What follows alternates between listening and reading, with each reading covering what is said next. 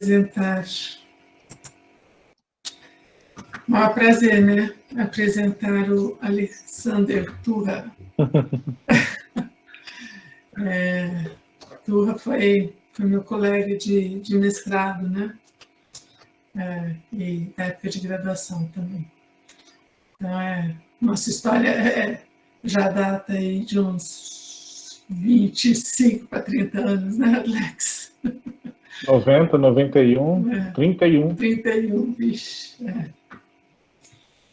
Pois é. O Turra é professor titular do Instituto Oceanográfico da USP, coordenador da Cátedra Unesco para a Sustentabilidade dos Oceanos, sediado no IOL-USP, e no Instituto de Estudos Avançados da USP. Como eu te falei, ele é biólogo, tem mestrado e doutorado pela Unicamp em Ecologia, e foi aí que a gente foi colega de mestrado, né, na Ecologia da Unicamp. Já recebeu alguns prêmios, entre eles a Medalha de Mérito de Tamandaré, da Marinha do Brasil. Tem atuação voltada para o exercício da pesquisa interdisciplinar integrada, com foco em temas de governança, manejo integrado, conservação marinha, impacto ambiental marinho, mudanças climáticas, poluição marinha, os lixos nos mares, estrutura e funcionamento de ecossistemas marinhos.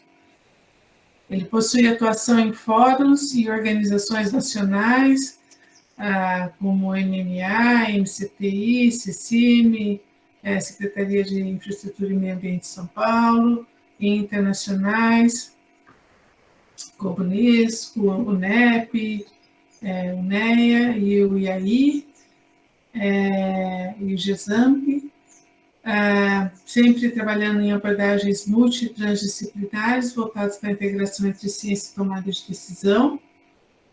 Ele coordena e participa de diferentes projetos e redes, inclusive a Rede Clima e Arrebentos,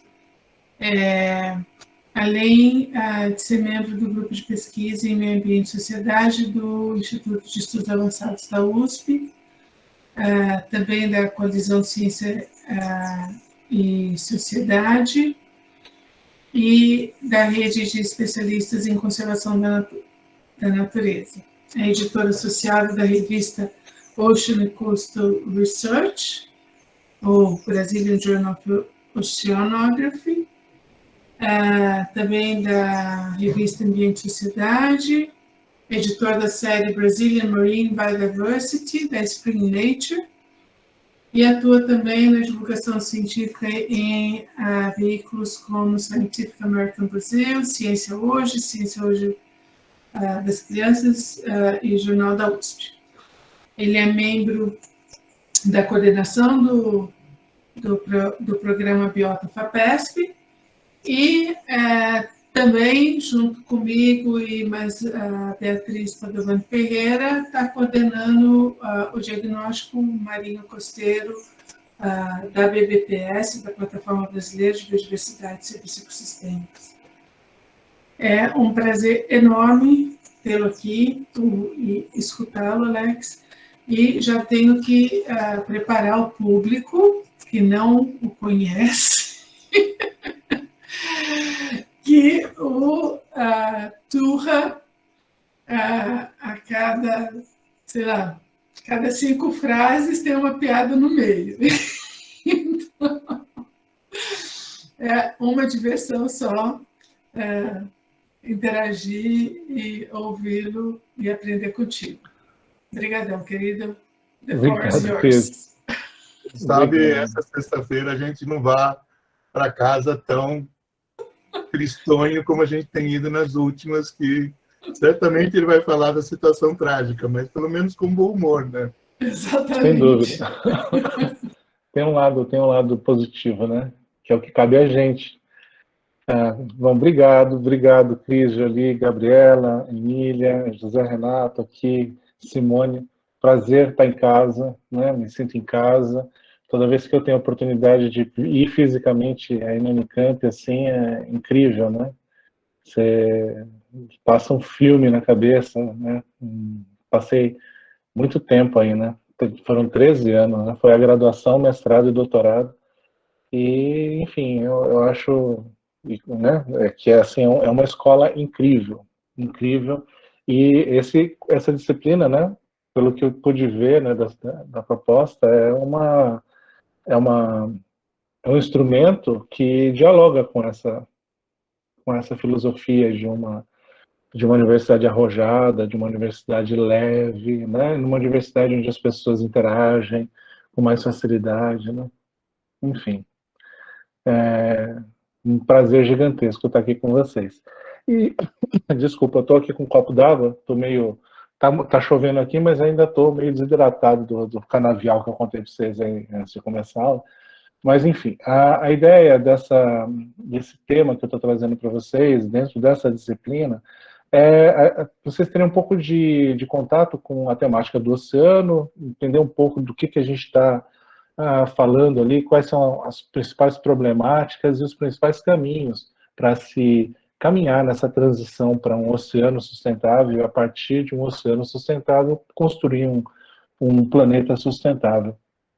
E nesse sentido, eu vou ter no finalzinho, eu deixei alguns slides separados para mostrar um pouco de como a gente pode trabalhar conectando a ciência, conectando o que a gente aprende na universidade, o que a gente produz de conhecimento na universidade com a sociedade. Então, eu trouxe um pouco do que a gente está fazendo na cátedra, em termos de ressignificação do conhecimento, em termos de tradução do conhecimento, em termos de caminhos para informar e inspirar as pessoas, né?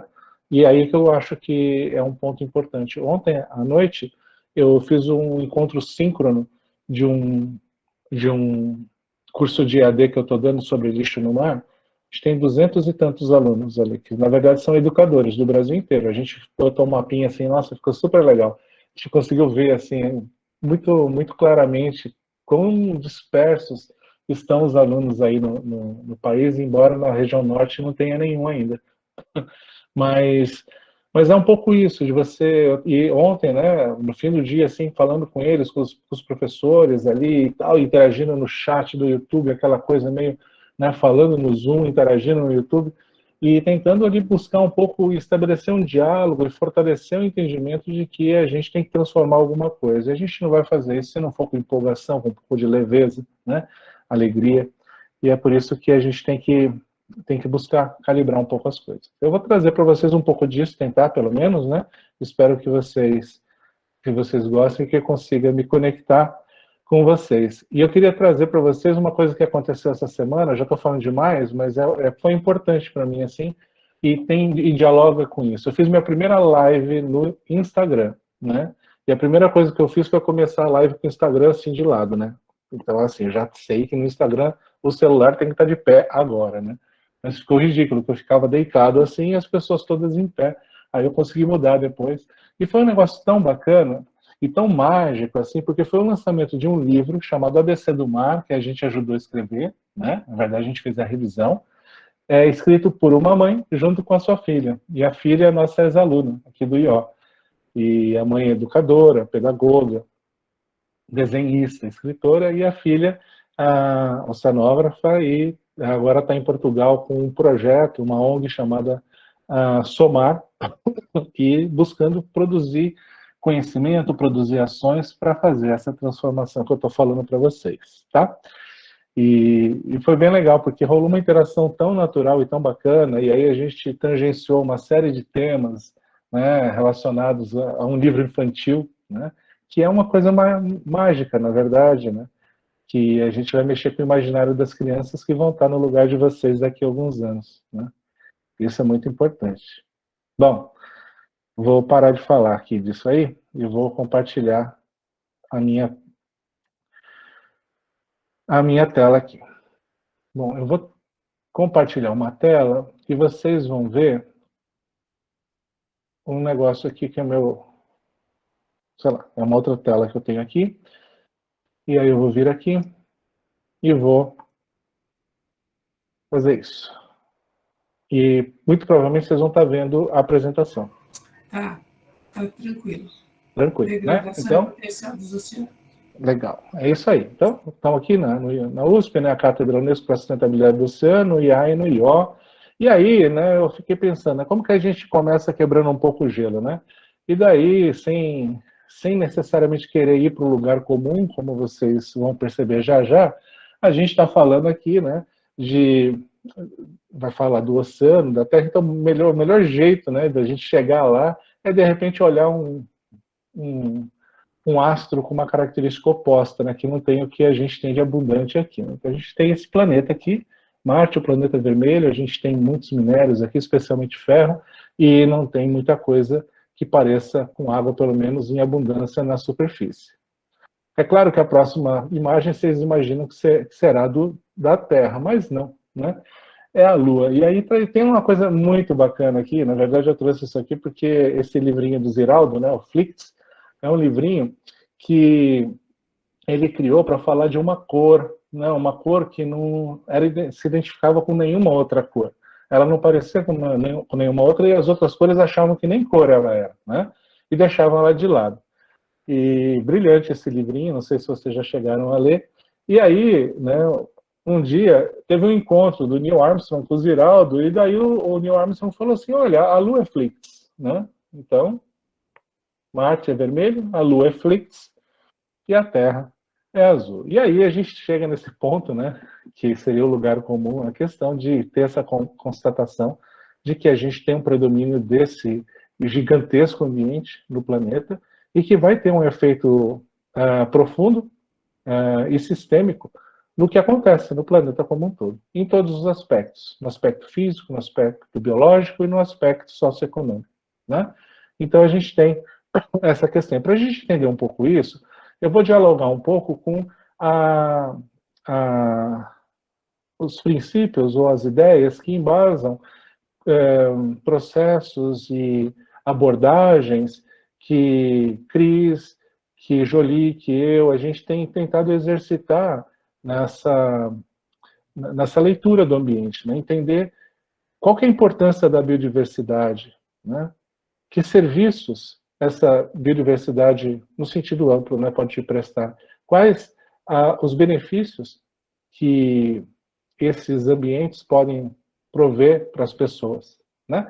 E aí a gente começa a olhar questões desse tipo. Você olha a zona costeira e você vê, olha, puxa, a zona costeira é turismo, né? Turismo. Tem as moradias à beira-mar, mas tem um turismo turismo e lazer e recreação. Mas também a gente está falando de exploração de óleo e gás, que pode ter muito conflito com o turismo, como a gente normalmente vê. A gente tem aí, ou teve recentemente, aquele derramamento de óleo que atingiu a costa toda do país. Desculpa, a costa toda do país, não. A costa toda do Nordeste. Foram 3.000 quilômetros de costa atingida. E essa figura de baixo está representando as correntes oceânicas que vão influenciar diretamente o clima. Né? Vai influenciar o clima, vai influenciar onde chove, onde não chove, o quanto chove, né? E com isso a gente vai ter, então, oportunidades, inclusive, de plantar ou não plantar, né? E às vezes de comer ou não comer. Mas o oceano é mais importante ainda, né? O oceano, aqui, a gente usa o oceano para transporte marítimo, né? Para pesca, né? Para construções que são importantes de serem feitas do lado do mar, como estaleiros, como portos, e também, no caso aqui, na relação, né, fortalecendo a relação espiritual com o próprio oceano. 2 semanas atrás eu gravei um episódio do evento que vai ser lançado no fim desse mês, que é a Semana do Mar, que é o episódio O Oceano e a Fé. E a gente estava discutindo ali com o programa de interreligiões da UNEP, do Programa das Nações Unidas para o Meio Ambiente, e com um padre que é professor da PUC, de Curitiba, e a mãe Alda, que é uma mãe de santo, lá na Bahia.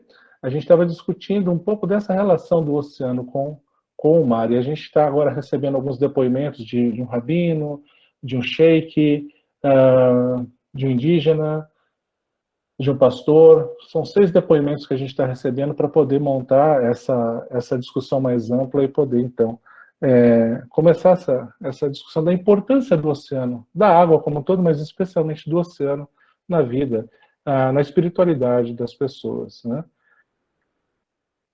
E a gente pode entender, já tentando trazer uma reflexão nesse sentido, que talvez o mar mais nos une do que nos separa. E quando a gente começa a sistematizar essas reflexões, a gente vê que essas várias importâncias, que podem variar de lugar para lugar, elas realmente remetem a gente a reflexões. Nossa, se a gente tem a degradação desse ambiente, o que a gente está perdendo? Né? A gente está perdendo beleza cênica, oportunidades de lazer e recreação, a gente está perdendo oportunidades de pesquisa, patrimônio cultural, enfim, a gente está perdendo inúmeras coisas. Então, nessa mandala, a gente tentou traduzir ou sintetizar os benefícios, né, esses bens e serviços ecossistêmicos providos por uma pequena baía lá em São Sebastião. E a gente fez isso em conjunto com as pessoas que lá moravam, identificando em conjunto com elas. Mas se você olha de forma mais ampla, pensando os serviços ecossistêmicos do mundo, a gente entende que o oceano importa pra caramba, né? Porque se, independentemente do valor absoluto que está sendo estimado, se é 33 trilhões de dólares em 97 ou 125 trilhões em 2014, o oceano equivale a aproximadamente 60%. Essa pizza refere-se ao dado de 33 trilhões, mas em 2014 o valor estava em torno de 60% também. Então, 60% desses benefícios, desses serviços prestados pela essa biodiversidade do planeta, depende do oceano, está associado ao oceano, de uma forma direta ou indireta. E se a gente fosse fazer um raciocínio simplista, mas interessante, de falar assim, poxa vida, né? Será que a gente conseguiria pagar por isso? A resposta é não, né? A gente tem aqui, pensa bem, 125 trilhões de dólares sendo o custo, né?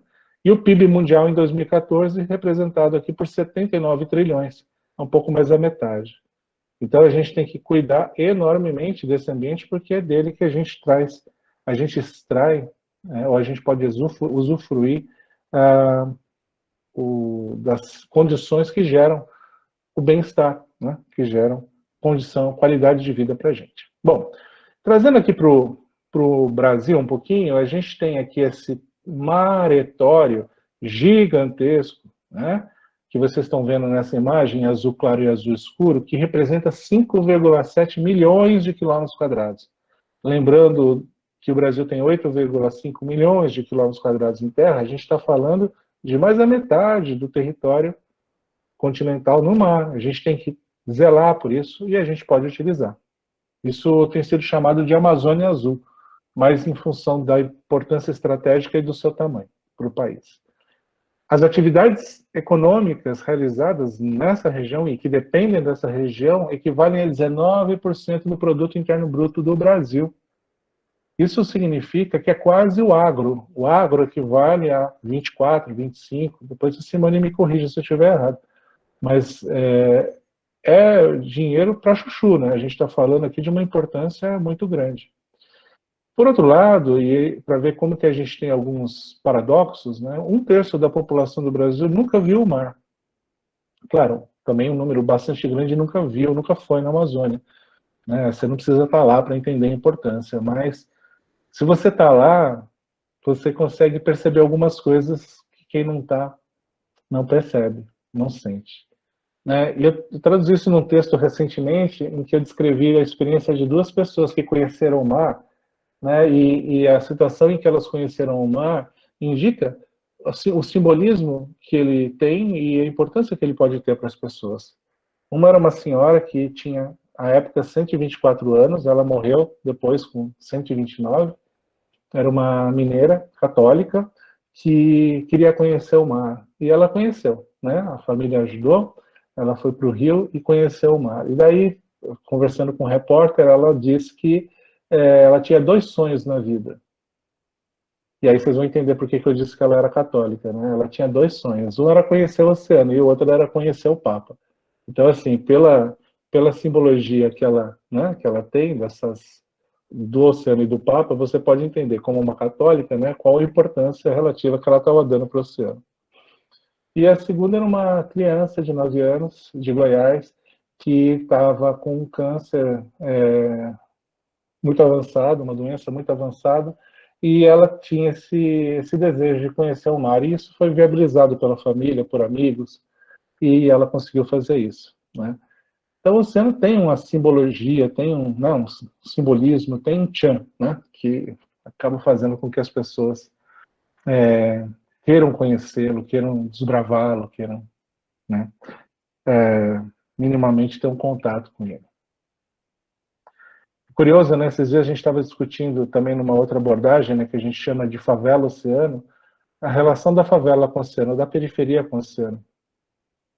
E é curioso, né, que uma das pessoas com quem eu estava falando, que é uma aluna da Federal da Bahia, mas que é daqui da Zona Leste de São Paulo, e ela aqui de Itaquera.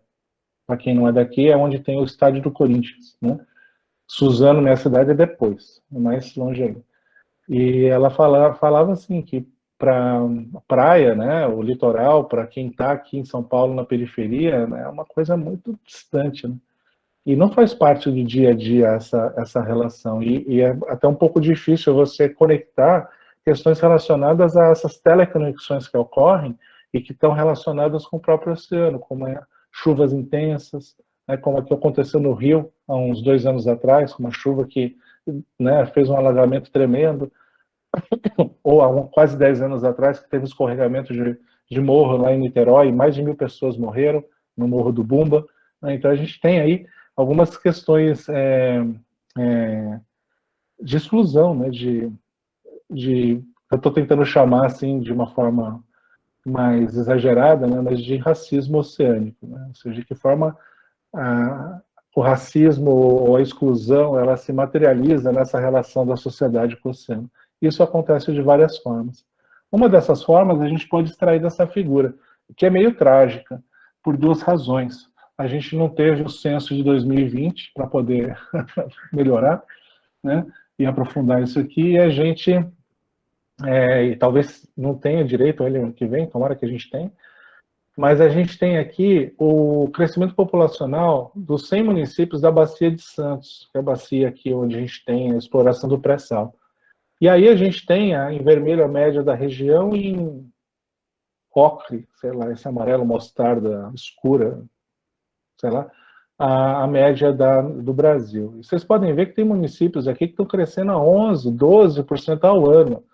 E isso a gente pode dizer que é uma bestialidade, né? Porque nenhum sistema de esgoto, nenhum sistema de saúde, né, nenhum serviço público acompanha esse crescimento, né, com essa velocidade. Então a gente tem catástrofes desenhadas aqui, né, e que vão precisar demandar, muito provavelmente, a atenção do governo em função das catástrofes que vão chover, porque muitas dessas pessoas estão morando em palafitas, estão morando em encostas, né, e a gente tem aí, então, uma bomba relógio, né. Por outro lado, a gente tem regiões que estão esvaziando. A região da Baixada Santista, especialmente Santos, Guarujá e Cubatão, estão perdendo gente, praticamente, né? Estão com a população estagnada ou perdendo gente. E essa dinâmica populacional é um dos movimentos que vai fazer com que a gente pressione, né, o ambiente marinho. Nós temos vários tipos de pressões que vão fazer com que a gente que a gente tenha esse desencadeamento de processos que levam à degradação ambiental, como situações dessas aqui. Aqui eu estou falando de forma geral, não só do oceano, e resgatando alguns movimentos meio antigos. E aí eu vou falar de uma coisa aqui que a Simone vai adorar. Simone, essa figurinha aqui de baixo, da Estátua da Liberdade aqui com essa fumacinha saindo e envolvendo o mundo todo, eu bati essa foto no Salão Internacional do Humor de Piracicaba. Gente, existe um Salão Internacional do Humor de Piracicaba e é excepcional. Vocês têm que ir. É mais ou menos nessa época. Esse ano certamente não está tendo. Isso, tá? Tá? É, mas eles estavam com as coisas expostas. Fisicamente? Fisicamente. Bom, enfim, põe a máscara, pegue seu álcool gel e vai. No Engenho Central, pelo menos era, né? É incrível. E tem coisas assim. Então, né, eu trouxe isso aqui para trazer essa ideia de globalização, né, de problemas que ocorrem, né, que são globais. Então, nós temos problemas associados a derramamento de óleo, problemas relacionados a emissões que não ficam só na atmosfera, né? O CO2 que está na atmosfera vai parar no mar e vai acidificar o oceano. A gente está falando aqui de radioatividade, essa aqui é a usina de Chernobyl, que explodiu. As nossas que a gente tem aqui, elas não explodem, elas só vazam, mas isso já é um problema, né?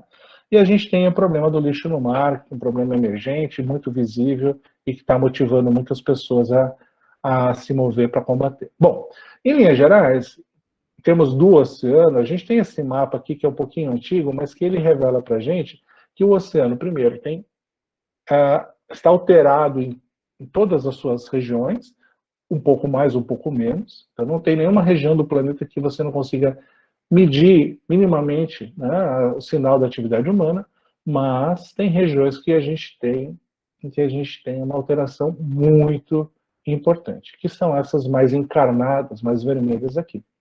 Isso faz com que a gente comece a entender onde a gente tem que direcionar esforços para reverter essa tendência de degradação, ou pelo menos para tentar proteger os ambientes que ainda estão minimamente ou não estão tão afetados. Um dos tipos de problemas que estão relacionados à degradação do ambiente marinho são as zonas mortas. São aquelas regiões semelhantes ao Rio Pinheiros, aqui em São Paulo, o Rio Tietê, muitas vezes aqui na capital, é que você praticamente não tem vida, né? Você não tem oxigênio, você tem micro-organismos anaeróbios atuando ali, lançando aquele cheiro desagradável, né? Então você não tem basicamente vida ali, a não ser essas bactérias.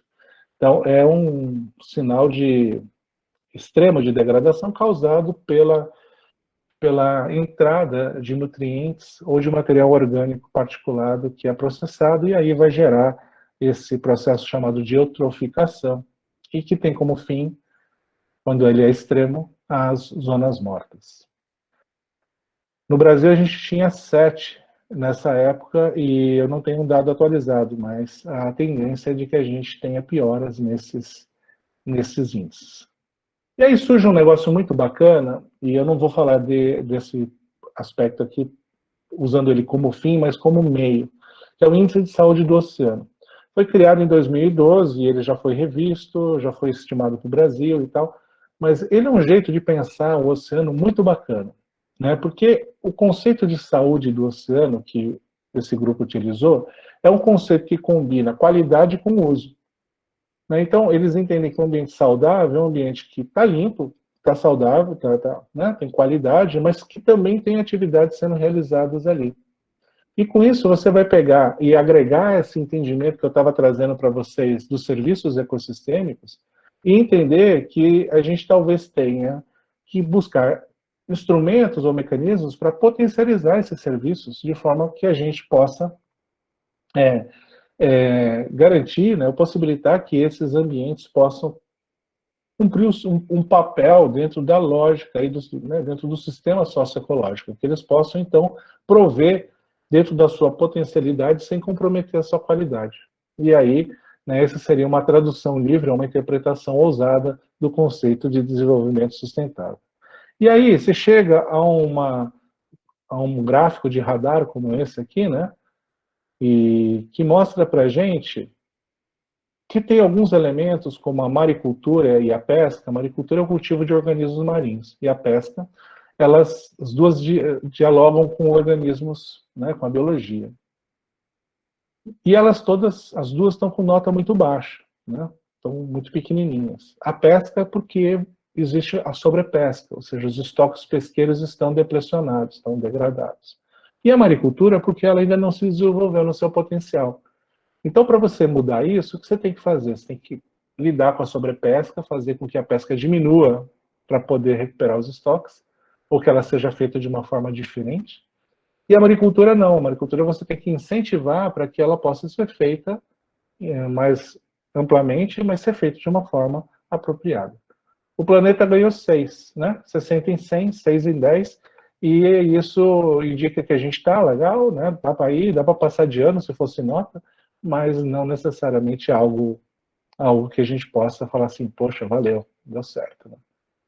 Bom, isso está associado a isso, né? Não está dando certo o quê? Quando a gente fala do oceano, não está dando certo a sobrepesca que eu falei, o lixo que eu já mencionei, o gás carbônico que foi para a atmosfera e voltou, as nossas incontáveis e incríveis abordagens criativas de como suprimir um manguezal. Então, aqui a gente tem um complexo siderúrgico no Rio de Janeiro, em cima, à esquerda, e temos no meio à esquerda um local, né, para se produzir o camarão que todos nós gostamos de comer, mas a que custo, né, a que preço. Então, aqui são as fazendas de camarão. E olha que interessante, gente, né, pensando aí, né, que eu vou trazer essa reflexão já pensando nas soluções, a gente aqui está no Muro das Lamentações, a gente tem soluções para todas essas situações. A gente tem soluções para evitar e para se adaptar a elas, né, para mitigar e para se adaptar. E no caso do camarão é muito interessante porque não tem nenhuma razão, né, imutável para você ter que fazer cultivo de camarão no manguezal. Nenhuma. Ela só é feita lá porque a terra que é usada para cultivar o camarão é terra da União. Então, quem faz isso não é dono da terra. Quem é dono da terra somos nós, dessa terra, desse manguezal que não existe mais. Interessante, né? Então, quando a gente come um camarão que veio dali, a gente está indiretamente subsidiando esse tipo de coisa. E, na verdade, hoje, não hoje não, desde 2012, já tem tecnologia para se criar, para se cultivar camarão no Nordeste, no semiárido, porque lá tem água, essa água salobra, e eles adoram água salobra. O camarão vai bem, inclusive, na água de dessalinizador, né, que sai com mais concentração de sal ainda. Enfim, e é esse tipo de coisa que a gente tem que entender para poder combater. Nessa foto do meio, a gente tem a erosão de praia, gente. Isso é um problemaço. Cerca de 60% das praias do Brasil estão em algum nível de erosão.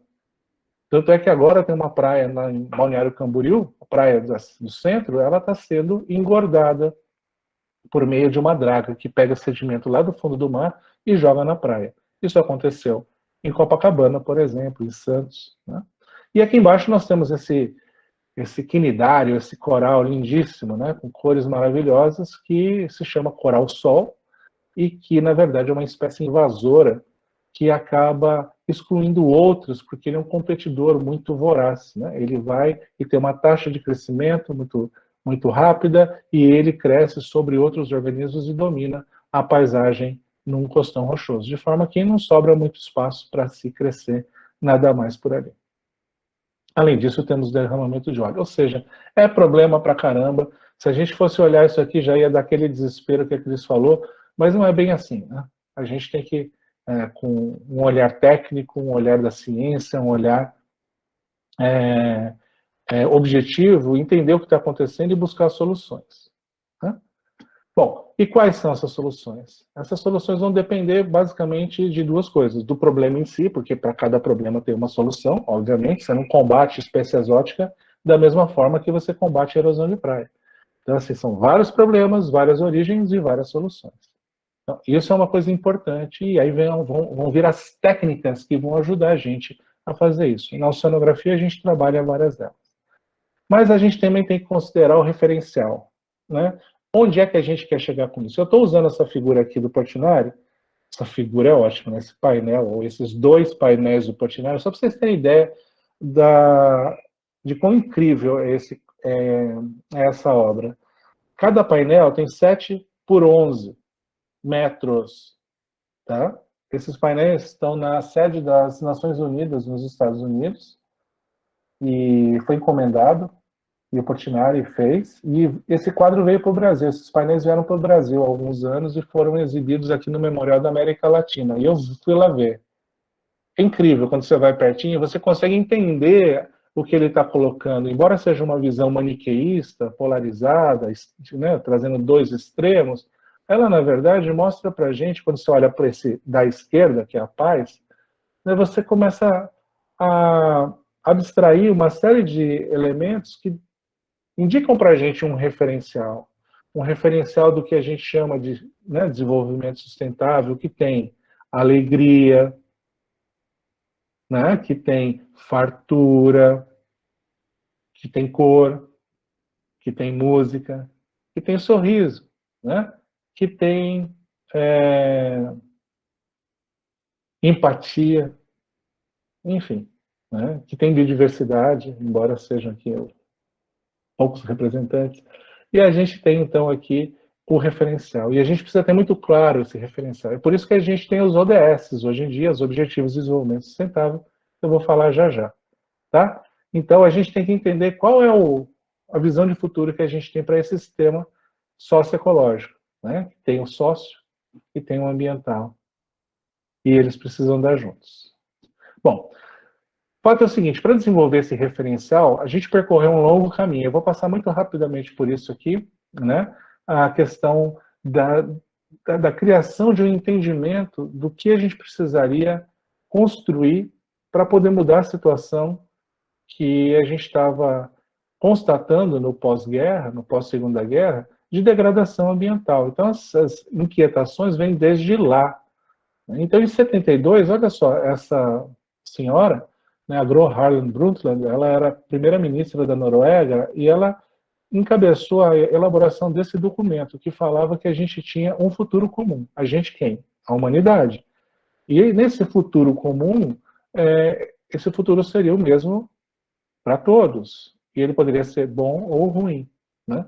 E com isso a gente começou a perceber que a gente precisaria ter alguns parâmetros ou algumas orientações para poder chegar construir esse futuro comum e, de preferência, sendo bom. Né?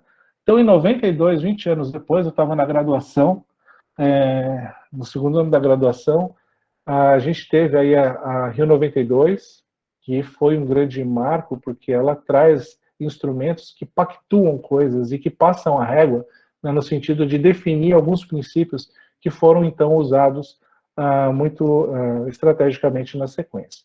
E na sequência desse evento, a gente teve a Rio+10 na África do Sul e a Rio+20 aqui no Brasil.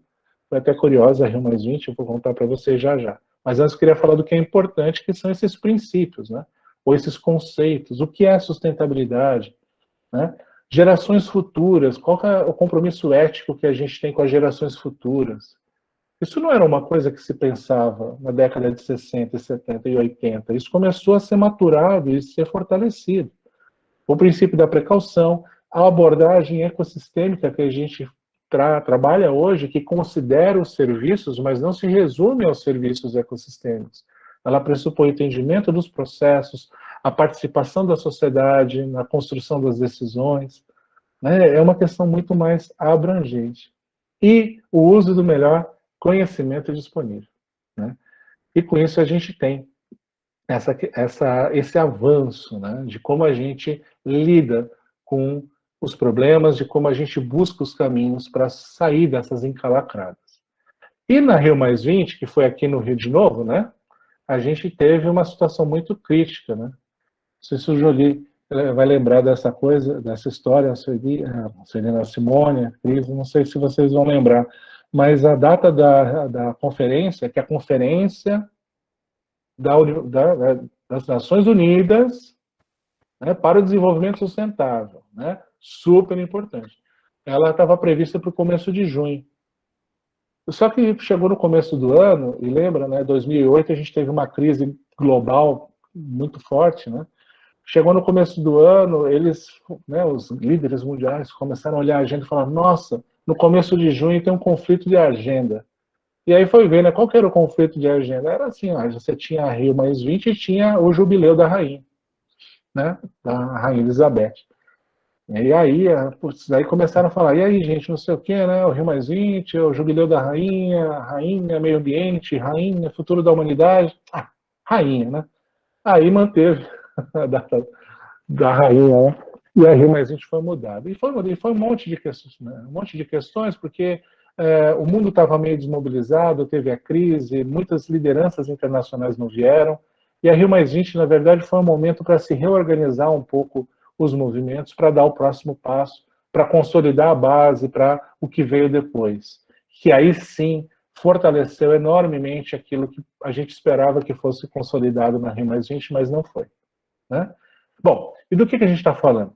Da agenda do oceano. Né? Isso que surge fortemente mais recentemente, mas que já tinha sementes plantadas na década de 60, na década de 70 e na década de 80. A gente tem aqui a Convenção das Nações Unidas sobre a Lei do Mar, né, que foi, né, tramitou anos e foi fechada na década de 80, para fazer com que os países pudessem ter o direito, por exemplo, de solicitar áreas marinhas para ficarem sob sua jurisdição, né? E com isso a gente pôde hoje ter aquele mapa com aquelas duas partes em azul que eu mostrei para vocês, a Amazônia azul.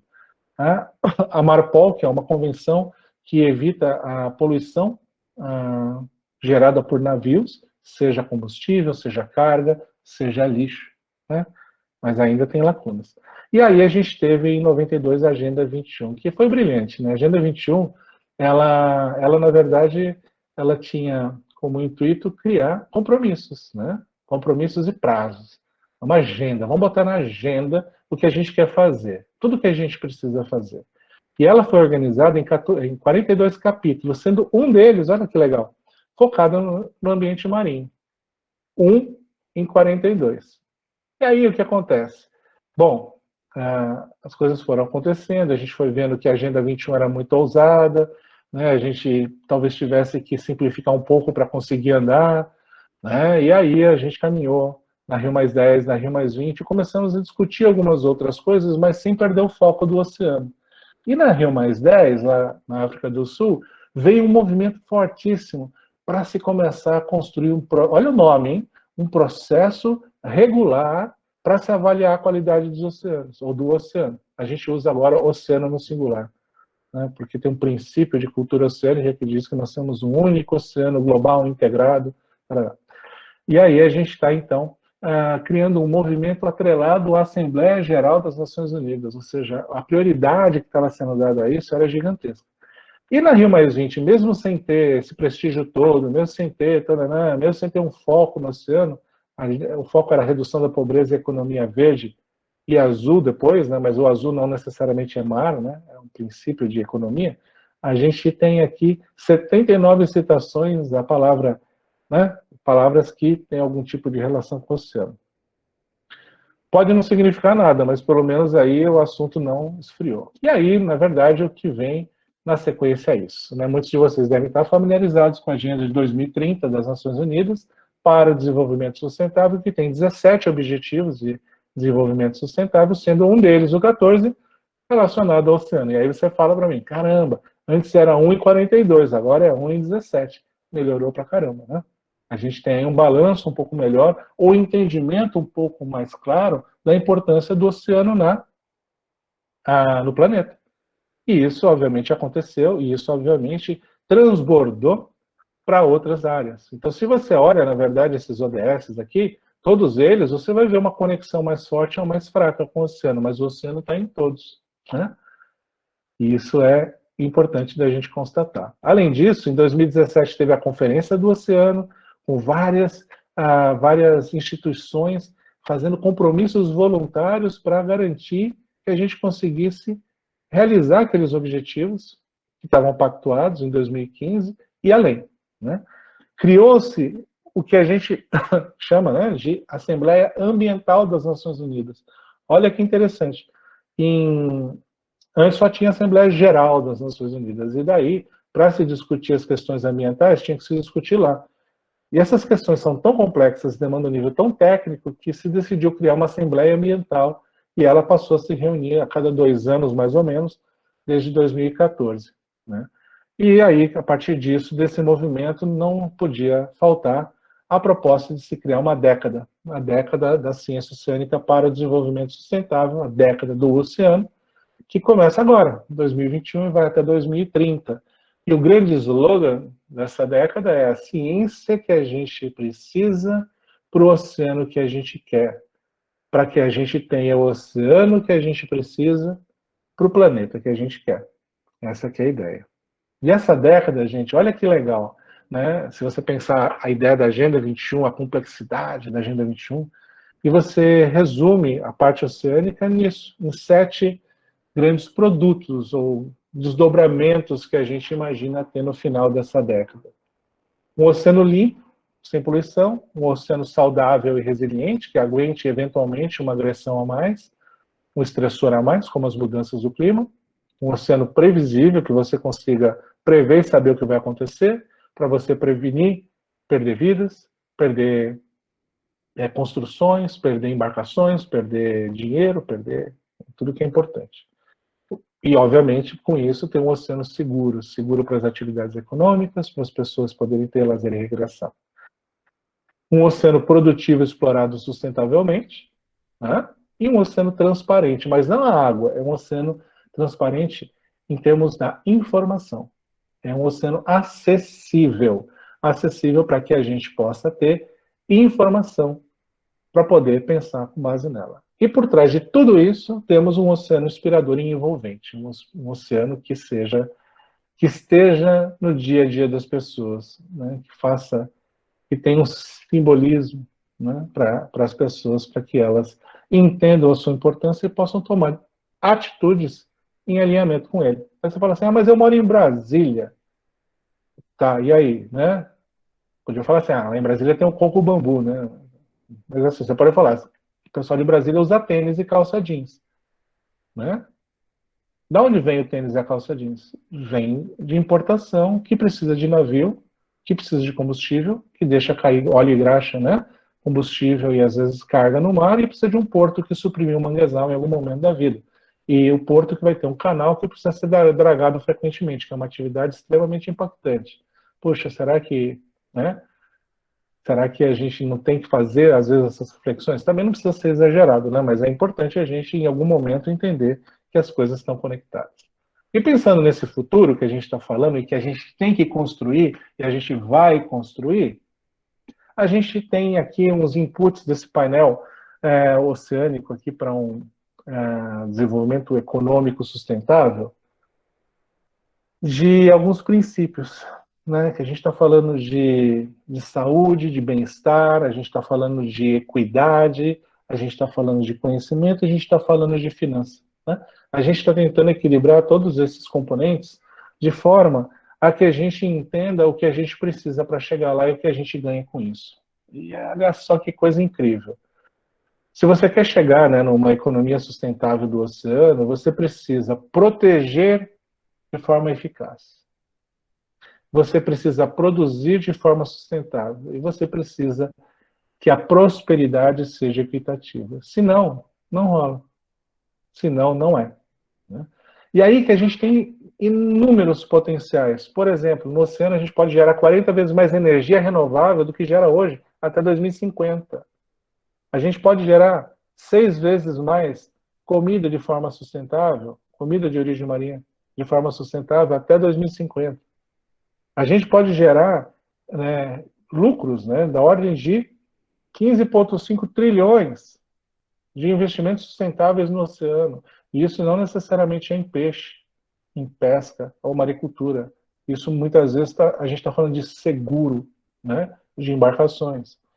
12 milhões de empregos até 2030, redução das emissões, na verdade, né, a gente está aí trabalhando a assimilação desse carbono no que a gente chama de carbono azul, né, mas também está trabalhando em cima de energias, nessas mesmas energias renováveis que vão fazer com que a gente emita menos. E com isso, existe uma continha, né, que pode ser questionável, mas de que se a gente proteger cerca de 30% das áreas marinhas, de forma representativa, de forma conectada, a gente vai ter um potencial muito grande de restaurar e proteger o ambiente marinho como um todo e a sua biodiversidade.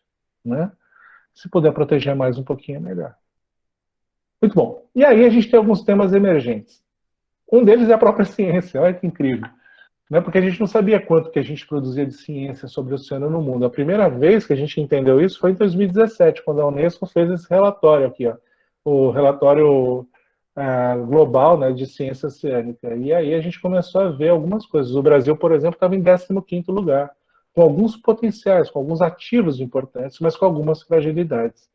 Então a pesquisa em biodiversidade no Brasil ela é proporcionalmente mais importante do que a pesquisa em desenvolvimento e inovação, por exemplo.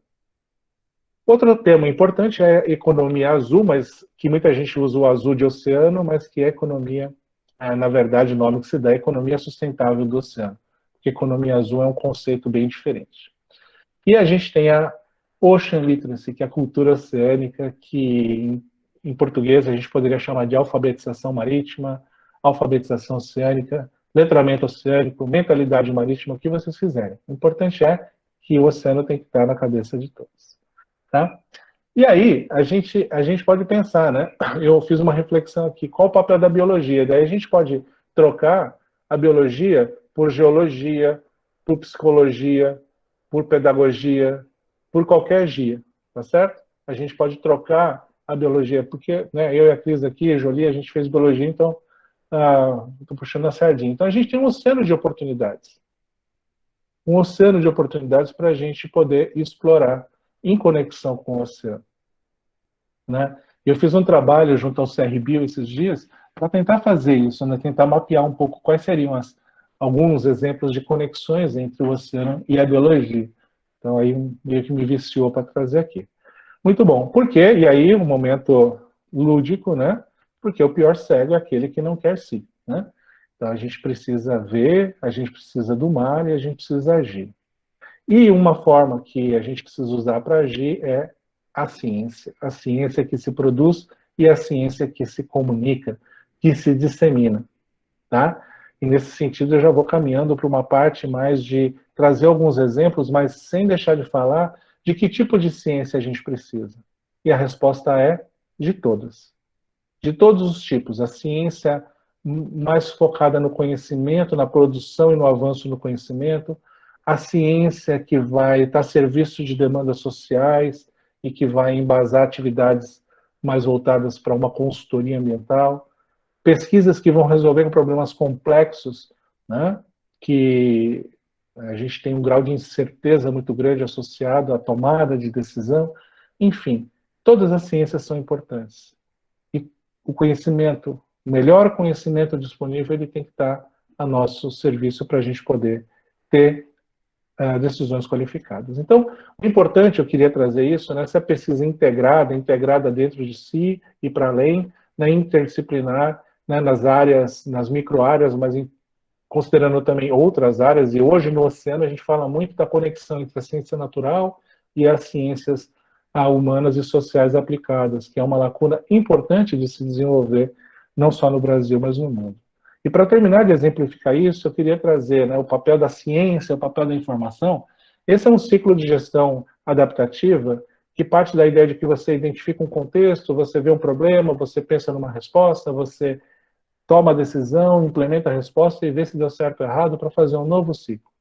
Se você olha como que a gente que está na universidade, por exemplo, pode atuar, você pode atuar fazendo um assessment, fazendo uma avaliação, identificando como está o ambiente, como está a situação hoje.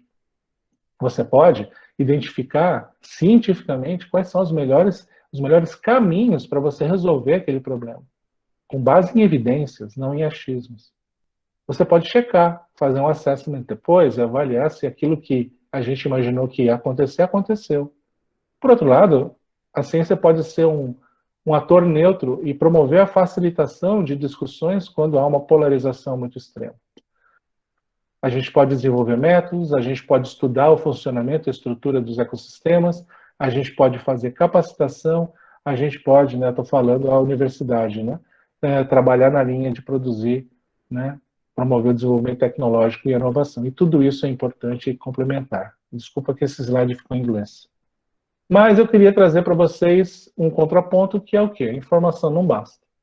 Esse texto que eu escrevi lá na Scientific American Brasil, eu chamei de O Ambientalista Tabagista, eu queria explorar um pouco esse possível paradoxo, né? O aparente paradoxo, pelo menos eu trabalhei ele como um paradoxo, que faz com que a gente, muitas vezes, embora tenha conhecimento, esse conhecimento acaba não sendo utilizado. Outros estímulos ou outras fontes de estímulos mesmo acabam fazendo com que a gente tome uma decisão que não é baseada no conhecimento.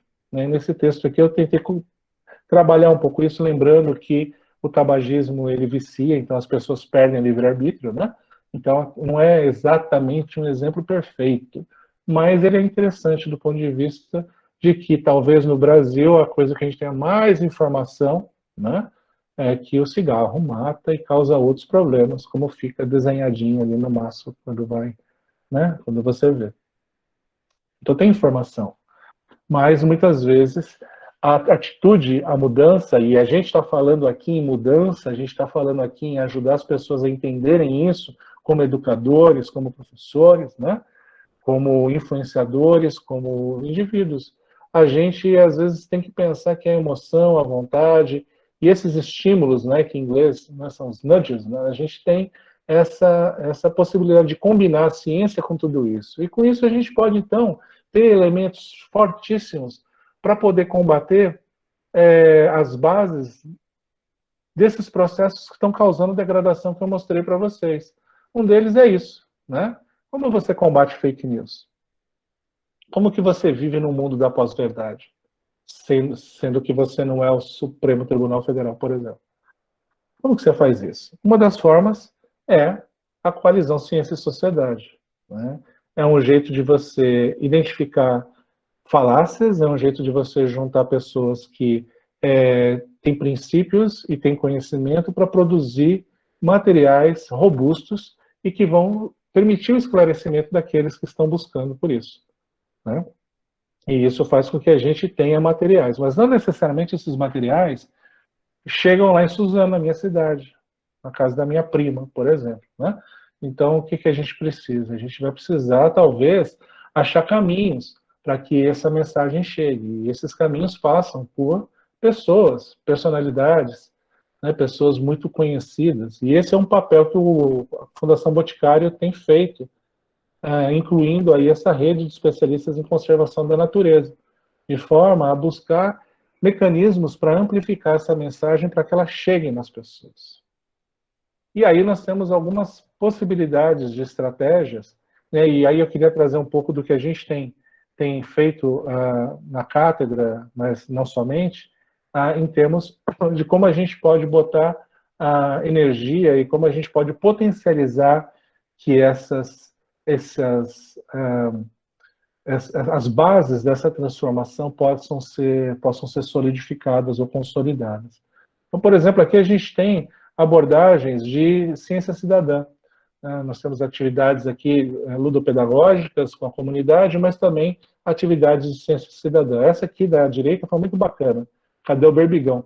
Esse é um animal que a gente estuda de praia, e aí ele foi incluso na lista de espécies ameaçadas do estado de São Paulo. Só que cada turista que vai para Caraguá sai com uma sacolinha com meio quilo não, com 5 quilos de berbigão, né? E uma espécie ameaçada você não pode capturar, né?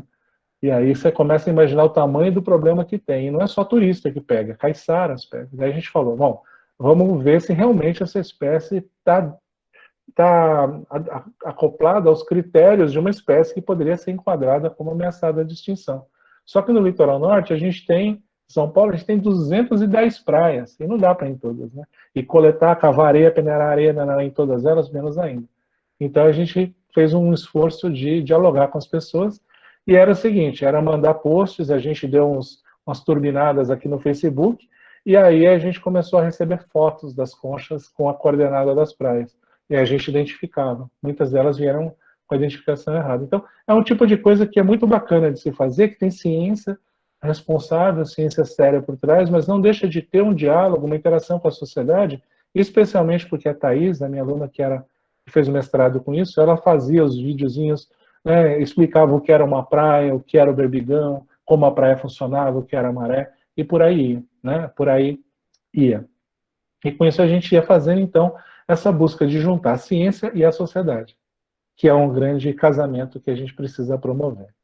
E com isso a gente também pode promover um casamento entre a ciência e a tomada de decisão, né? Por exemplo, no começo do ano a gente lança o plano estratégico de avaliação e monitoramento do lixo no mar no estado de São Paulo, construído por 450 atores que nós mapeamos, que nós envolvemos e que conversaram presencialmente, virtualmente, de um jeito, de outro. E depois de um trabalho de 1 ano e meio, a gente conseguiu produzir um material que representasse essas discussões.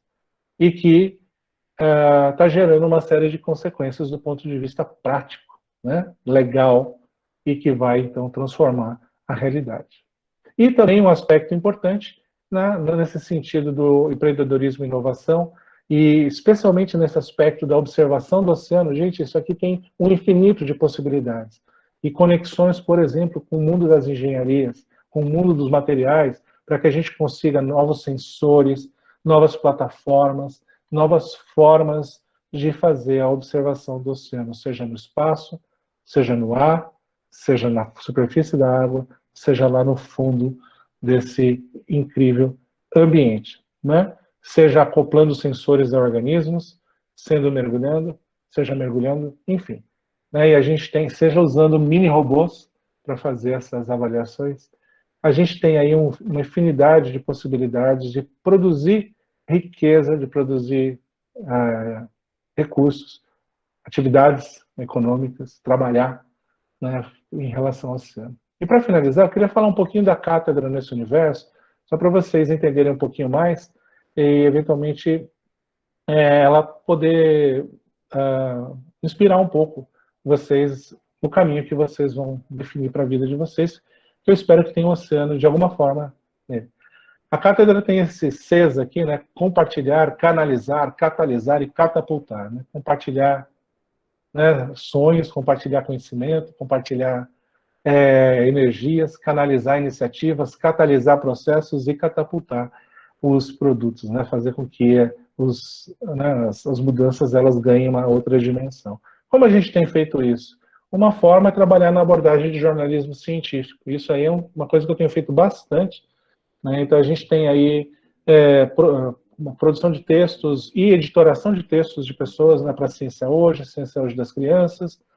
Temos o especial Oceano no Jornal da USP, tem a minha coluna mensal na Scientific American, e a gente está abrindo 2 canais agora, um no CRBio, Conselho Regional de Biologia, e no Um Só Planeta, que é um portal do Grupo Globo sobre meio ambiente. Né? A gente vai ter ali um espaço para falar de oceano. A gente tem a Oceanoteca, que está ainda na sua infância, literalmente, mas ela vai crescer, e a gente quer ter aqui um monte de materiais para professores, materiais didáticos, paradidáticos, não só para professores, para quem quiser. A gente está trabalhando muito também na configuração aqui, no apoio a produções televisivas. Essa série, Mar Brasil, ela estreou ano passado, a segunda temporada esse ano. O ano passado foi Catamara Clink. Esse ano é com o Luiz Candizani, um oceanógrafo, né? Na verdade ele é biólogo, oceanógrafo de pós-graduação, fotógrafo, mergulhador, né? E um exímio contador de histórias, né? E ele está contando histórias muito incríveis nessa segunda temporada. A gente está apoiando também outras séries que vão ser lançadas, séries de TV que vão ser lançadas logo, logo. E aí a gente tem os webinars, nos mais variados temas, né, do Covid, a mudança no CONAMA, o derramamento de óleo. Então a gente traz pessoas para discutir e trazer um pouco de explicação sobre o que está acontecendo, né? A gente tem publicado aqui histórias em quadrinho, essas 2 aqui são incríveis, estão à disposição gratuitamente lá na página da Secretaria Executiva da Comissão Interministerial para os Recursos do Mar, a CECIRM, né, a Mariana, ela existe, ela é uma menina na época tinha 5 anos, a gente conheceu no Rio de Janeiro, nas Olimpíadas, e daí a gente começou a trabalhar conjuntamente e criar essas histórias, né? A gente agora está com esse podcast, Conservação em Prosa, é um podcast para comunicar para as pessoas, especialmente para os educadores, as pesquisas que estão sendo feitas nas unidades de conservação costeiras e marinhas do estado de São Paulo. Então a gente tem aí o 2º episódio sendo lançado logo, logo. A gente criou uma personagem, que é a professora Marlene, trocadilho com mar, e não fui eu que dei o nome, tá? Mas estou criando mini monstros, né?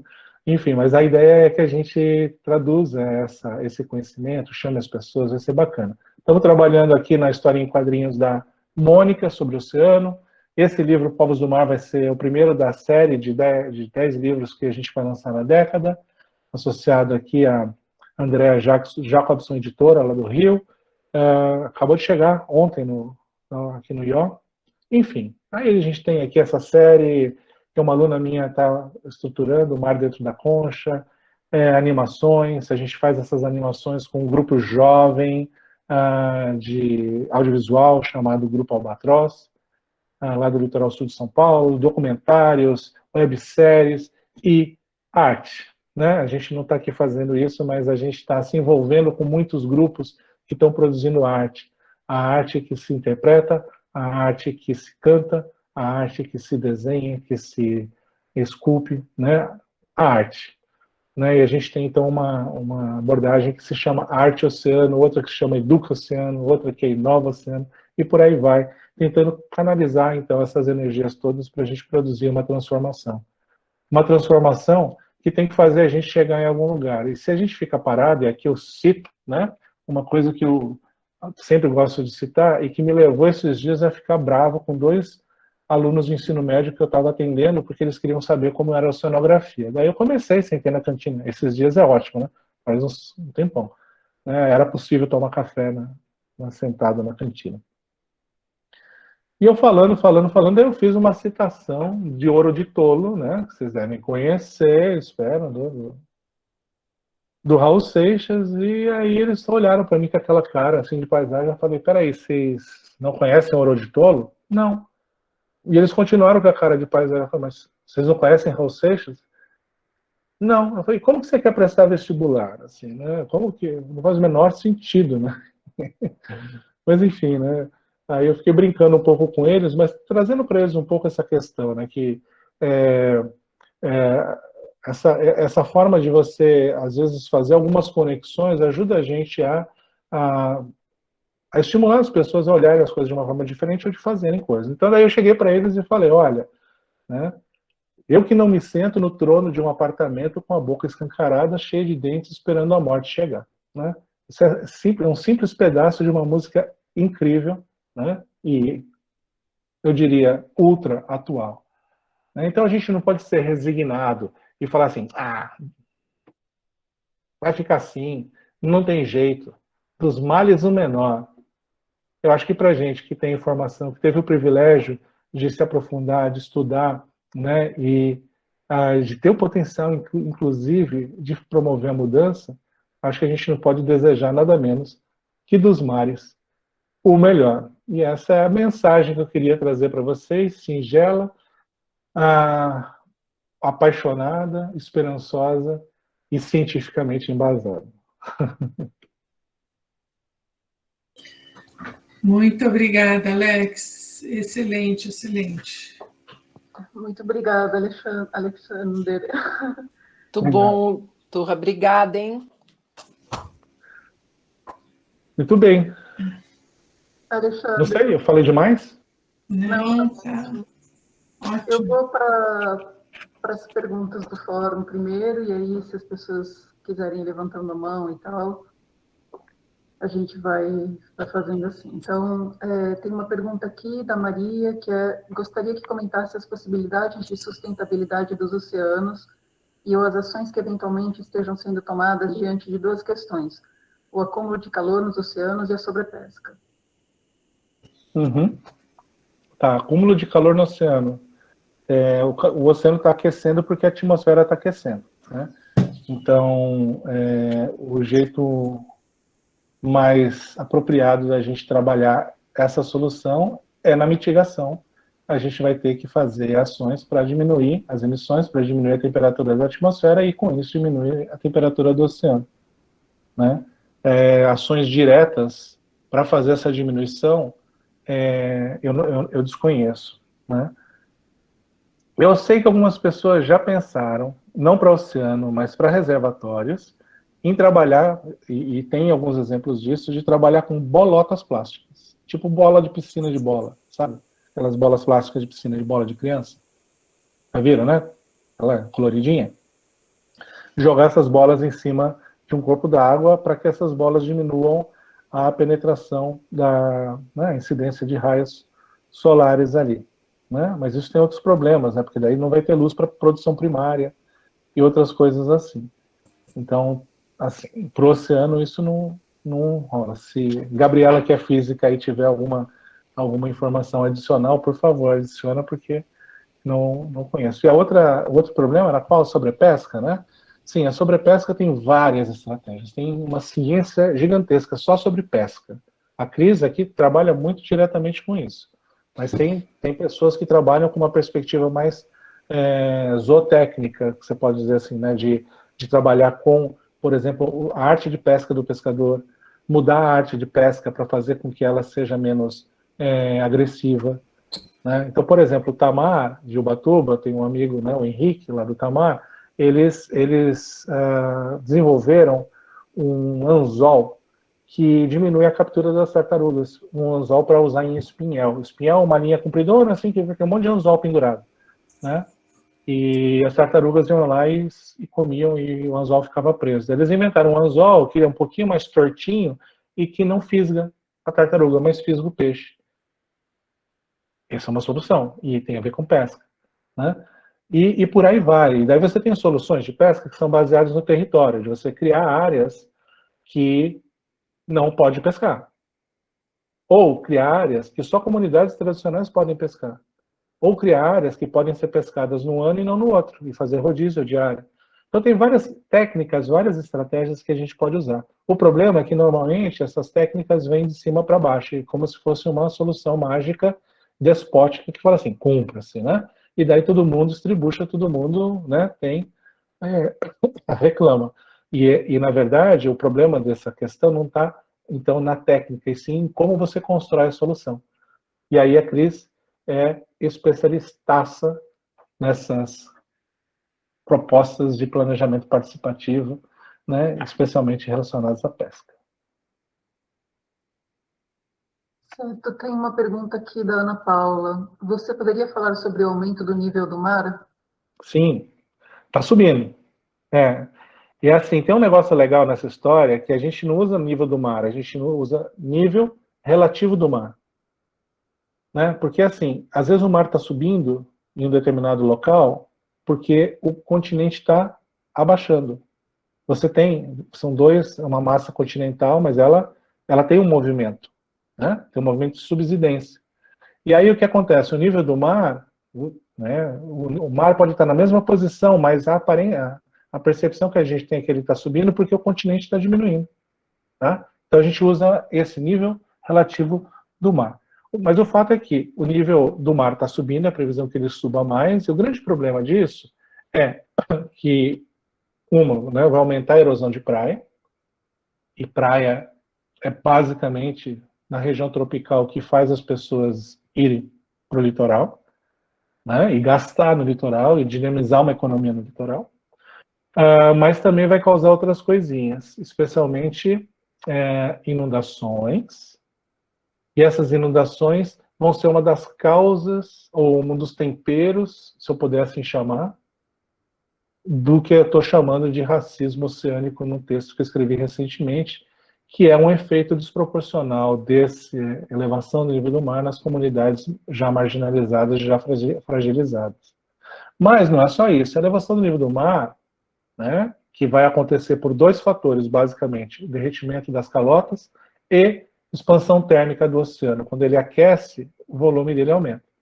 Isso vai gerar o quê? Vai gerar intrusão de água salgada no estuário, vai mandar manguezal de lugar, só que tem lugar para manguezal aí, se tiver um porto atrás, um condomínio atrás? Não, então vai extinguir manguezal, né? E a mesma coisa para a praia não vai ter para onde ir. Você vai ter salinização do lençol freático, e se você precisa do lençol freático para beber, né, para pegar água para beber, ou para você poder, por exemplo, produzir arroz, você não vai poder fazer isso.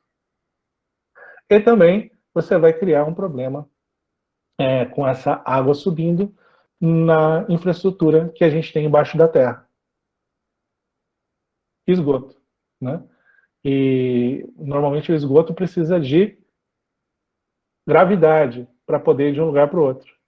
E aí a gente vai ter um comprometimento desse processo em função da elevação do lençol freático, em função da elevação do nível do mar. Estou sendo trágico, né? Mas é mais ou menos assim. Uma pergunta da Patrícia. Gostaria que falasse mais sobre o lixo e a acidificação dos oceanos. Pois é, começar pela acidificação. A acidificação é um problemaço gigantesco, só que a gente não percebe, né? Ele não é visível. O lixo é visível. O lixo você fala, nossa, né? Você vê o animal comer, você vê o animal morrer, você vê as pessoas se emaranharem numa rede de pesca e morrer afogadas, assim como um golfinho. Né? Então, isso você vê. A acidificação a gente não vê. E é um negócio difícil de estudar também, né? Mas o fato é que a acidificação está acontecendo, e em alguns locais ela está acontecendo muito rápido, e ela tem consequências sérias, especialmente para organismos que são calcificadores, que produzem esqueleto, sendo esqueleto interno, no caso de coral, ou sendo esqueleto externo, no caso de moluscos, por exemplo, que tem uma concha. E aí a gente tem consequências no crescimento, a gente tem consequências na capacidade desses organismos de se defender de predadores. A gente também tem efeitos no comportamento, na percepção do ambiente. Né?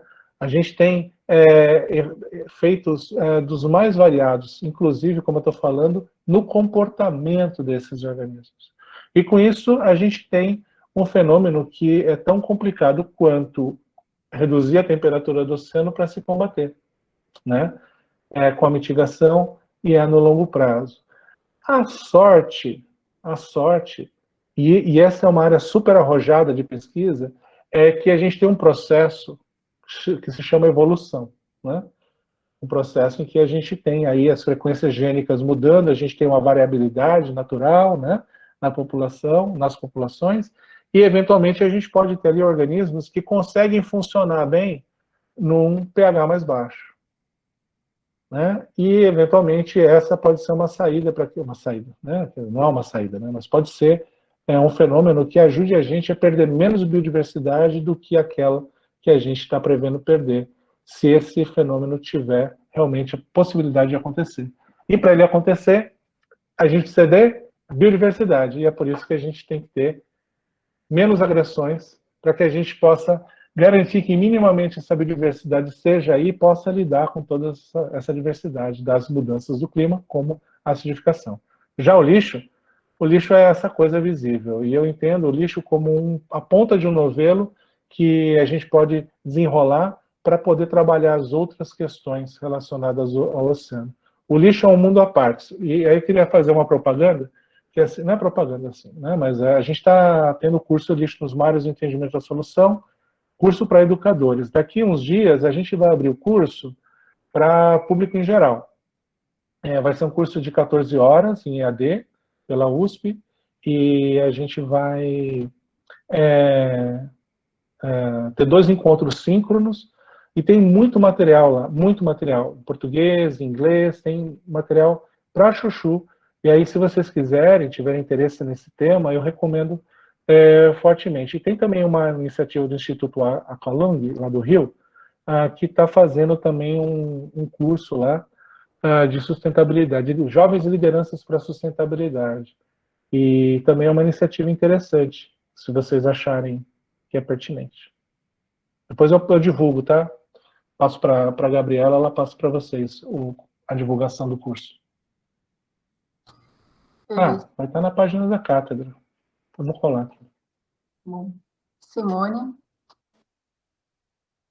Gabriela, posso só fazer uma colocação, porque em relação a isso que o Turra acabou de falar, né, da acidificação, porque um dos organismos que é muito afetado pela questão da acidificação são os organismos fotossintetizantes marinhos, né? E aí você diminui a presença desses organismos retirando o CO2 da atmosfera, e isso tem um feedback de amplificação para a acidificação de oceano. Exato. É isso.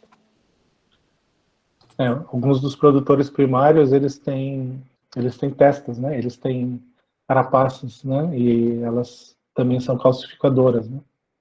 Calcificadas, sei lá. Bom, como por enquanto não apareceram mais perguntas, eu tenho várias, Alessandra. Eu vou fazendo. Uma delas é a seguinte, desculpe porque eu sou leiga, né, como o Jolie já falou no começo, eu não sou da área, mas não sei se você ouviu falar do filme Seaspiracy, que eu sei que é um filme bastante polêmico, que tem bastantes coisas contra, mas uma coisa que falava lá é que o principal gerador de lixo nos oceanos é a pesca, essa pesca feita em larga escala, em redes, e a solução que você apresenta desse grupo que criou esse anzol, quão impactante isso é comparado com essa pesca em grande escala? E o que você acha? Não sei, queria que você comentasse sobre isso. Não, perfeito. Então, assim, a gente tem uma pesca excessiva em vários aspectos. E daí a gente tem pesca de espinhel, pesca de rede de arrasto, pesca de emalhe, pesca de todos os tipos, né? E aí, para cada uma, a gente vai ter uma solução. No caso das redes, né? Das redes, pensando em emaranhamento dos organismos, pensando na pesca fantasma, especialmente, né? A gente está falando de rede de pesca, embora as linhas, elas também possam emaranhar.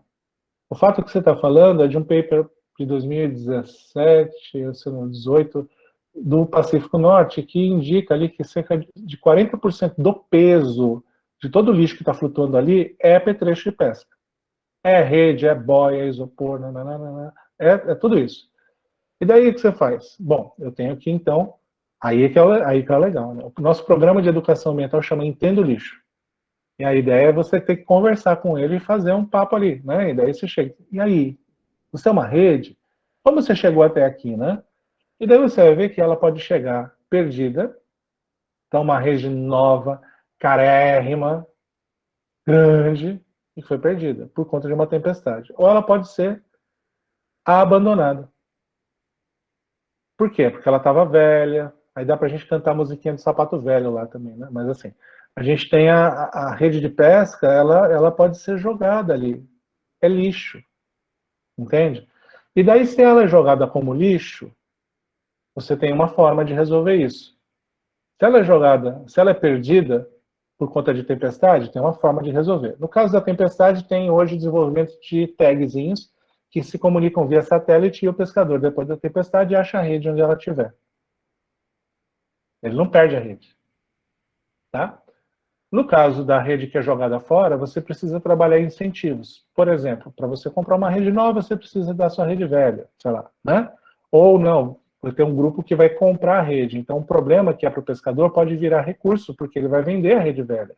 Não vai ser um problema. Então, ele nunca vai deixar no oceano, porque vai ter alguém que compra. Eu tenho uma ex-aluna hoje que pega a rede velha e faz confecção, junto com caiçaras. Então ela transforma um problema numa coisa super bacana que agrega valor para a comunidade. E aí é um jeito de você resolver, né? E agregando valor e tirando esse foco, né? Esse caminho da rede de pesca. Aí tem várias possibilidades, né? O pessoal lá na Coreia percebeu que a maior parte do microplástico em praia era isopor. E o isopor que vinha dos cultivos que eles tinham perto das praias. Então, o que eles fizeram? Eles pegaram e começaram a botar boia envelopada. Boia envelopada é o seguinte, você tem o isopor ali dentro, o poliestireno, e daí você envelopa ele com outro plástico. Então, não vai bater. Tipo, isopor é fraquinho de tudo, né? Você bateu o barco ali, ele já se desfez e tal. Ele não. Envelopado ele fica mais bonitão, mais duradouro. E de tempos em tempos, quando está desgastando, eles trocam. E aí fizeram essa solução. E esse que é o lance, a gente vai ter que entender o que está acontecendo ali para poder fazer essa transformação. Fez sentido? Fez sentido, mas a pergunta é quão avançados estamos em combater esses problemas, esse problema do lixo, esse problema da sobrepesca. Eu entendo que existem várias soluções, mas elas estão sendo implementadas e quanto que elas atingem, qual é a porcentagem, digamos assim, que a gente está conseguindo combater do problema? Olha, eu não vou conseguir te trazer números exatos aqui, mas a gente tem, se eu não me engano, em torno de 60%, me ajuda, Cris, 60% dos estoques sobreexplotados no mundo. É isso? Acertei? 60%. E olha que a gente tem uma FAO, né, Cris? Vai trazer? Contribui aí. Não, bom, também não vou falar de dados, mas de porcentagens exatas, mas sim, a maioria dos estoques estão subexplotados, mas a gente tem que olhar assim, os avanços que foram feitos. Então, o Alex trouxe vários avanços, né, em diversos níveis, né, de como lidar com esse problema, mas tem muito avanço na biologia pesqueira, em modelagem, para estimar melhores os estoques, para estimar melhor a porcentagem de captura. Tem muito estudo que mostra os avanços, né, nos arranjos institucionais para gerir, né, esses estoques pesqueiros. Então, assim, se a gente comparar, igual na questão terrestre, né? Os problemas existem, eles já foram mapeados, eles são de dimensões enormes, né, em todos os, né, âmbitos, mas existem soluções que precisam ganhar escalas, né? Mas há muitos avanços já. Existem soluções que já foram implementadas num nível ou no outro.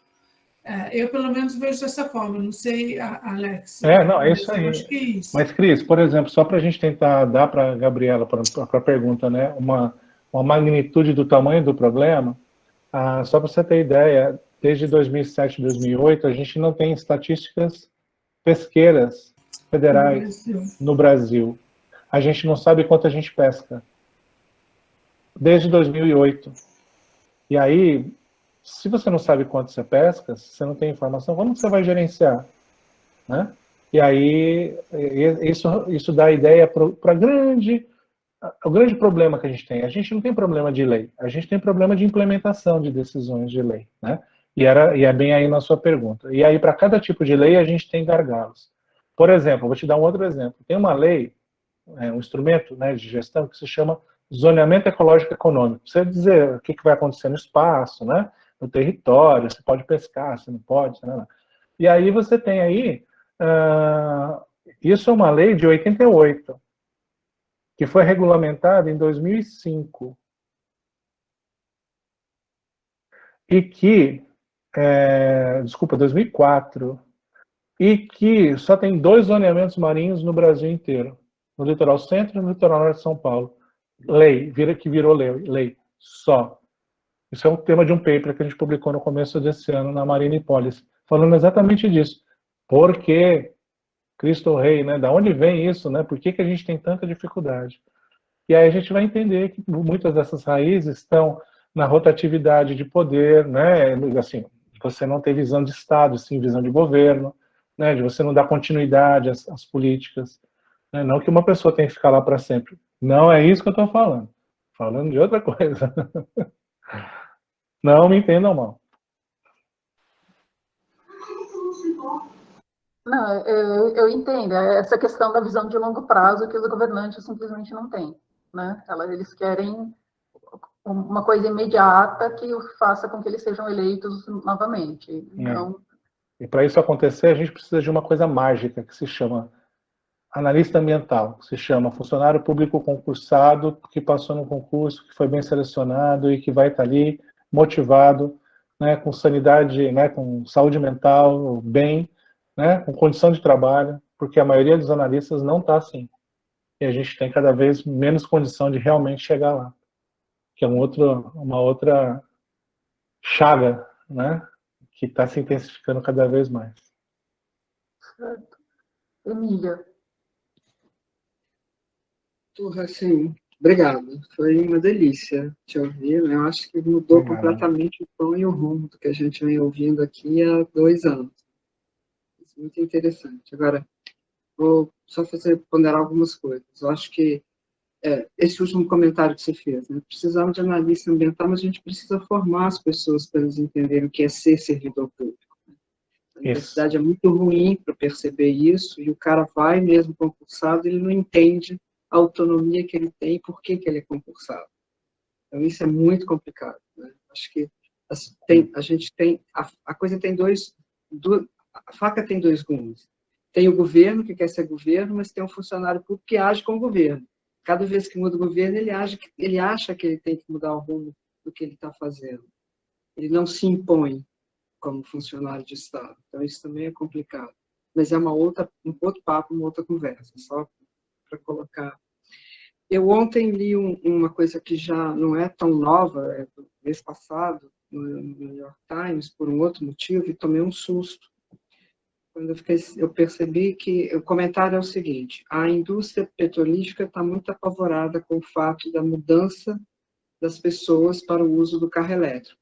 Para se antecipar o flagelo que ela vai ter, ela está investindo alguns milhões de dólares na indústria química de produção de plástico. Uhum. A alternativa que ela tem, antes plástico era resíduo de gasolina, mas se ela não vai mais produzir gasolina, ela vai produzir o plástico como produto primário. E a gente, bom, plástico e oceano é um problema sem fim. Acho que algumas coisas que você falou, acho que a Maria até comentou aqui, tem muito a ver, talvez, com a indústria, a pesca em pequena escala, mas a pesca industrial é uma coisa absurda. E ela toda está montada em plástico, porque plástico tem uma coisa diferente de qualquer outro material, que é o peso. Uhum. Então, ele é muito maleável, além de ser maleável, ele é muito pouco pesado, então todo mundo usa plástico para qualquer coisa, né? E quando você tem que, de qualquer jeito, mesmo sendo pouco pesado, se você tem um navio indústria, na hora H você tem um máximo de peso que você pode pôr ali. Então, tudo que é plástico vai para a latrina do mundo, que é o oceano, né? A latrina do planeta, a grande latrina. E aí, como é que de fato está sendo... Eu vou a muitas reuniões sobre isso, porque eu trabalho com resíduos. Legal. Porque eu sou observadora pela Unicamp da Convenção da Basileia, né? Então, eu fico acompanhando isso e eu vejo muita discussão e, no fim das contas, a gente não está conseguindo, de fato, enfrentar esse problema com a magnitude que ele tem hoje. Sim. Não, isso é muito, muito legal. E eu estou trabalhando muito fortemente em cima dessa temática recentemente. Mas só para fazer um trocadilho em cima da primeira questão, né? O serviço público não é mais repartição, né? Assim, né? A gente tem aquela ideia da repartição, né? Coisa que ninguém trabalha. Gente, os analistas são incríveis. Assim, eu sou fã dessa galera. De verdade, gente. Eu também. Eu tenho ex-alunos assim que eu vejo trabalhando, eu falo, meu, que realização assim você conseguir, você vê, né, a pessoa estando inserida e fazendo isso que você falou, em outras palavras, peitando, né, esses rompantes de autoritarismo que muitas vezes acontecem. No IBAMA, recentemente, foi gravíssimo, né, porque no IBAMA a gente teve ali situações de assédio. Já tinha, e muito, né, por conta do licenciamento. Mas assim, ficou, sei lá, nem sei se dá para falar que ficou indecente, porque já era indecente. Mas enfim. Insuportável, né? Mas aí, com relação ao lixo, ao plástico, é interessante. Eu tenho participado muito das reuniões da UNEA, né, de um grupo de especialistas para pensar essas soluções, e agora, no começo do ano, vai começar a discussão de um novo tratado. Ou uma convenção, e muito provavelmente vai estar assim, alinhada com a Convenção de Basileia, porque não sei se vão criar uma estrutura de governança adicional. Não sei como vai ser o arranjo. Isso é uma disputa e a Noruega está bastante, né, está liderando muito isso, e eu não sei se ela vai topar que fique na Suíça o escritório, né? Muito provavelmente vai ficar na Noruega. E aí a gente vai ter aí um processo de discussão que já mudou. Antes, no começo, há uns 3 anos, quando começou a discussão, era assim, vamos banir o plástico do mundo. E daí amadureceu a discussão para, vamos trabalhar com que o plástico não chegue no oceano. Mas para que ele não chegue no oceano, a gente vai ter que mudar algumas coisas, que não é só gestão de lixo, não é só trabalhar na ponta. Não pode ser assim. Então você vai ter que trabalhar desde o começo. Desde da extração da matéria-prima, que pode ser cana, que pode ser óleo, petróleo, e pode ser plástico também, no caso da reciclagem, né?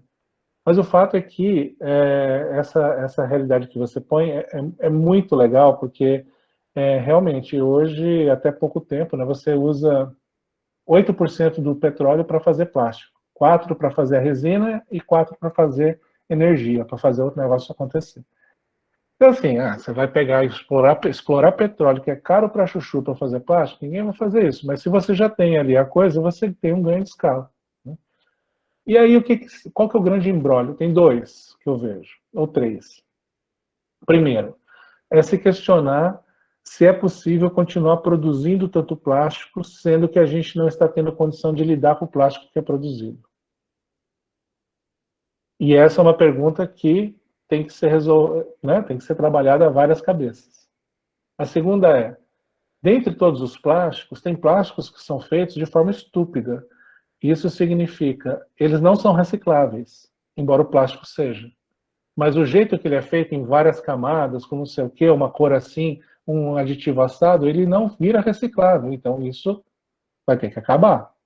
Ou seja, a possibilidade de reciclagem vai ter que aumentar. Mas ela não é a salvadora da lavoura, né? Porque você tem um limite para isso. Né? E o terceiro é um princípio chamado, um instrumento chamado responsabilidade estendida do produtor.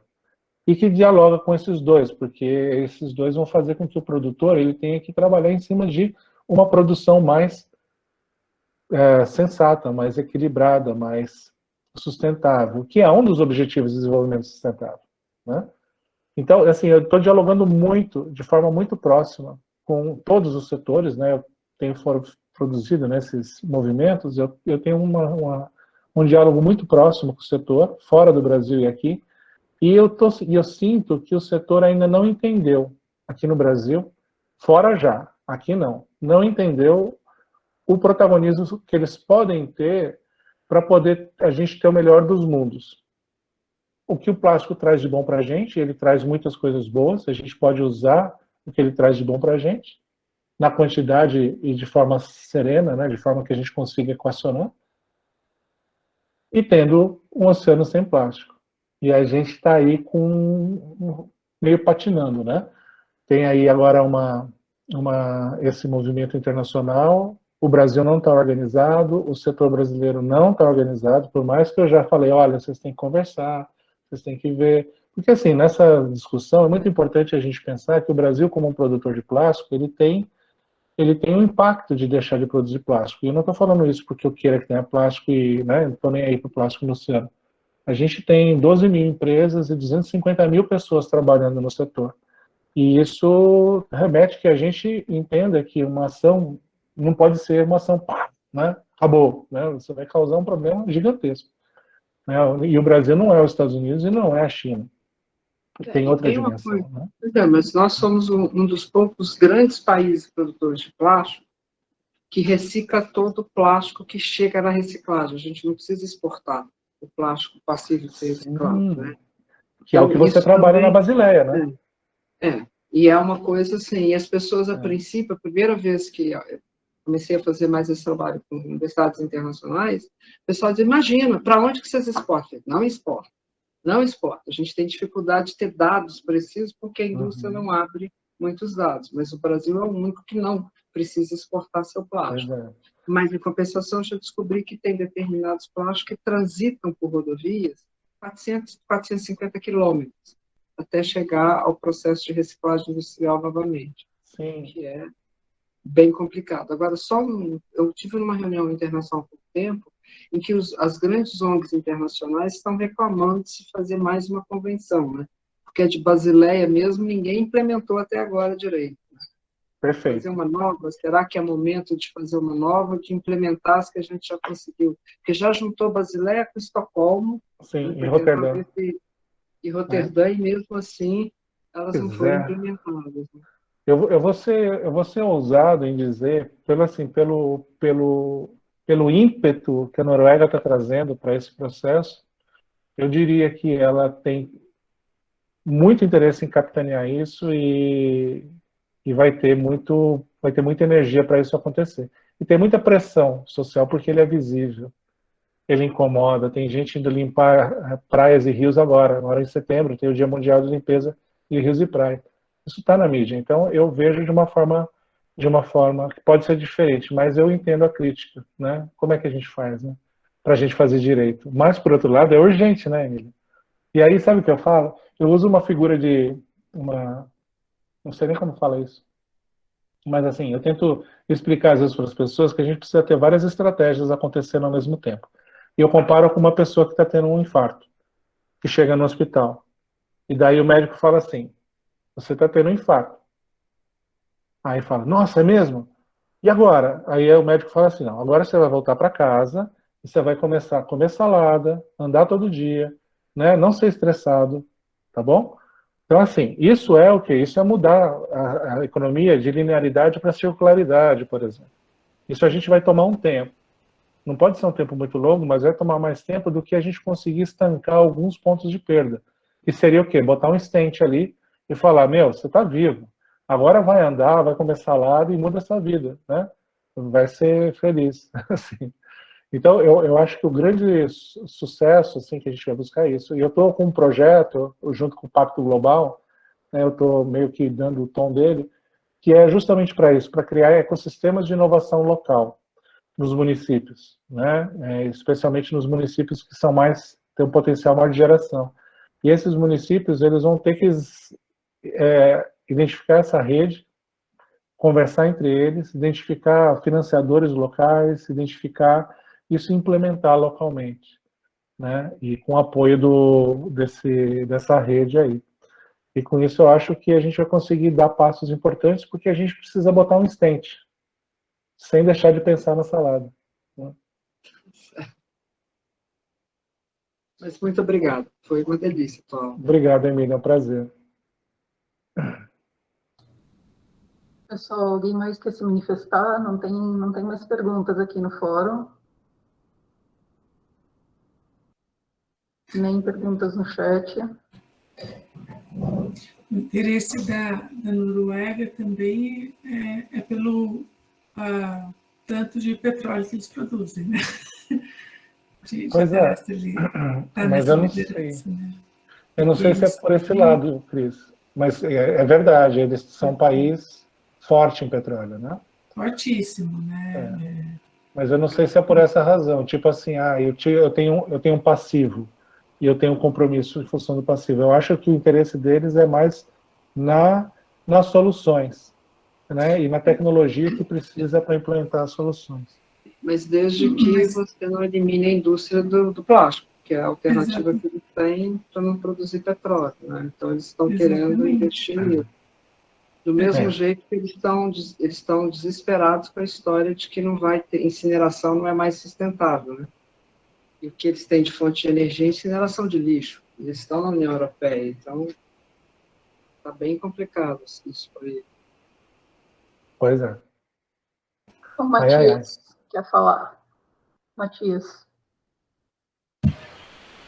Arthur, tudo bem? Muito legal a sua aula. Valeu, Matias. Valeu por trazer uma perspectiva diferente aí para o pessoal. E eu queria que você comentasse um pouco mais sobre a parte de comunicação. Eu acho que, assim, eu vejo muito, às vezes, uma tentativa é muito comum, inclusive, de responsabilizar a ciência pela falta de comunicação, como se, poxa, também vocês viveram no alto das suas torres de marfim da ciência e não falaram com o povo. Uhum. E aí eu sempre, quando alguém coloca esse argumento, eu falo, então pega o melhor vídeo de comunicação científica que você imaginar e compara a quantidade de views que ele tem com o pior clipe da Anitta. Clipe de quem? O da Anitta. Então, o ponto é que as pessoas têm preferência por consumir certos tipos de informação. Existe uma propensão maior por ver entretenimento. E mesmo que você faça assim, uma obra-prima da comunicação científica, existe uma dificuldade de acessar as pessoas. Como que a gente lida com isso, com essa dificuldade? Assim? Quais são as ferramentas? O que você acha sobre isso? Cara, eu Você vou te acha falar. justa essa cobrança? A culpa é da ciência que não consegue se comunicar. Cara, eu vou falar assim, é o que eu penso todo dia, né? Quando eu estou conseguindo pensar, eu penso essas coisas. E aí, é o seguinte, precisa de muitas coisas. Uma delas é sair da casinha, né? Da caixinha. A gente começar a... O que eu estou tentando fazer? Depois eu vou citar alguns exemplos aí. O que eu estou tentando fazer? Eu criei, né, nesse evento que vai ser lançado no fim do mês, a Marina Week 2021, a gente vai ter em 5 noites, a gente vai ter um evento de 1h30. Vai ter lá a visão do sustentabilidade do futuro, Brasil e Noruega, tem lá a galera da Noruega. Favela Oceano, né, todas as favelas levam ao oceano. O terceiro é o oceano e a fé. O quarto é o Prêmio Marta Vanucci de Mulheres na Ciência e o quinto dia é a Carta de Compromisso para o Futuro do Oceano. No A Fé e o Oceano, eu falei assim, caramba, como que eu capilarizo? Né? Eu não, assim, né? Como que se capilariza o oceano na sociedade? Aí eu comecei a pensar, quem tem uma certa organização que atua em rede? Pô, tem escola, tem Programa de Saúde da Família, SUS, a gente tem igrejas, ou melhor, a gente tem religiões. Com algumas igrejas, algumas fés, algumas fés mais organizadas que outras. Daí o que eu fiz? Eu mandei um e-mail para a CNBB. Daí eu mandei um e-mail para a CNBB, presidente da CNBB, daí eu fui achando, caí no Padre Elias. Aí eu comecei com o Padre Elias, daí eu descobri que tem uma rede ecumênica da água, que vai internalizar o tema de oceano, fui convidado para fazer parte do conselho. Tem inúmeras redes ecumênicas, e o ecumenismo, né, na verdade, são redes de todas as religiões. Então os caras ali já estão com um monte de diálogos entre religiões, eles estão escrevendo coisas incríveis, e eles estão fazendo isso, no caso da Igreja Católica, em cima, e essa é uma coisa que eu tinha falado com o Jolinho um tempo atrás, uns e-mails, né, do Laudato Si, que é uma encíclica que o Papa assina em 2015, Sim. Né, que vai trazer o posicionamento da Igreja em relação ao meio ambiente e ciência, e fala do oceano. Então, é um negócio assim incrível, está lá e a gente não está necessariamente conectando o Lé com o Cré. E daí eu fui começar a conhecer esse mundo. E aí, às vezes eu sou meio ousado, assim, né? Ousado, meio sem noção. Acho que é melhor, né, Cris? Sem noção é melhor. Mas assim, daí eu comecei a falar com eles de propor uma campanha da fraternidade com o tema oceano. Aí imagina, minha sogra, lá em Limeira, chegando na missa, por exemplo, né? E indo lá, pegando o folhetinho, lá, olha, não sei o que é o oceano, que é o padre usando algum salmo, alguma reflexão sobre o oceano, e com isso você vai podendo trazer essa questão, e não de uma forma assim, o oceano é a coisa que mais importa no mundo. Não. O oceano, ele importa, ele é importante, mas ele só está doente, isso que a gente viu, porque a gente está doente, a sociedade está doente.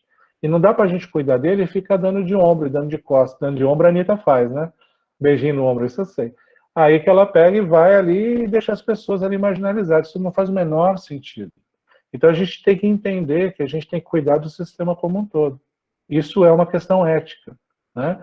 Então quando eu vou dialogar sobre lixo no mar aqui em Perus, aqui em Pirituba, em São Paulo, não sei se vocês conhecem, assim, a gente tem que entender que a gente está chegando num local que muitas vezes está muito fragilizado, e você não vai trabalhar o oceano como um tema que vai fortalecer essa polarização de forma que esse tema é um tema elitizado, não sei o que o oceano, olha lá a praia, o pessoal tomando sol na praia. Não, é a lógica do Fernando Pessoa, né?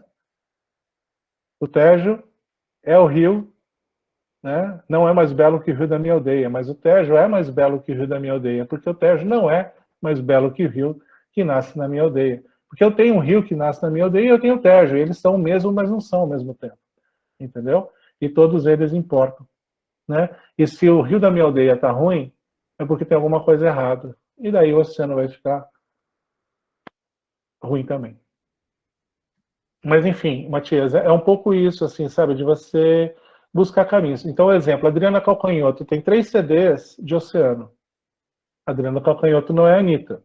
E eu não estou nem falando isso de forma depreciativa ou apreciativa, sei lá se tem essa palavra. Não estou querendo nem falar bem de uma, né, nem mal da outra, né? Mas, assim, a gente tem aí algumas coisas. A gente tem o Caymmi com músicas incríveis de oceano. A gente tem na literatura, e é um pouco isso que a cátedra está fazendo, Matias. A gente está tentando juntar essas coisas para dar um pouco de caldo, assim, para as pessoas não terem que ficar garimpando cada vez, né? A gente bota ali, daí já a gente tem os quadros do Pansetti, do Benedito Calixto, né, aqui no Brasil, das paisagens litorâneas, a gente tem um monte de coisa super legal. Só que elas estão aí. E aí o que a gente tem que fazer? A gente tem que juntar e começar a falar. É muito legal. Acho que o caminho é bem esse de tentar essa capilaridade mesmo, penetrar nos diferentes grupos e pelo menos expor os argumentos, expor o material que a gente tem, a informação.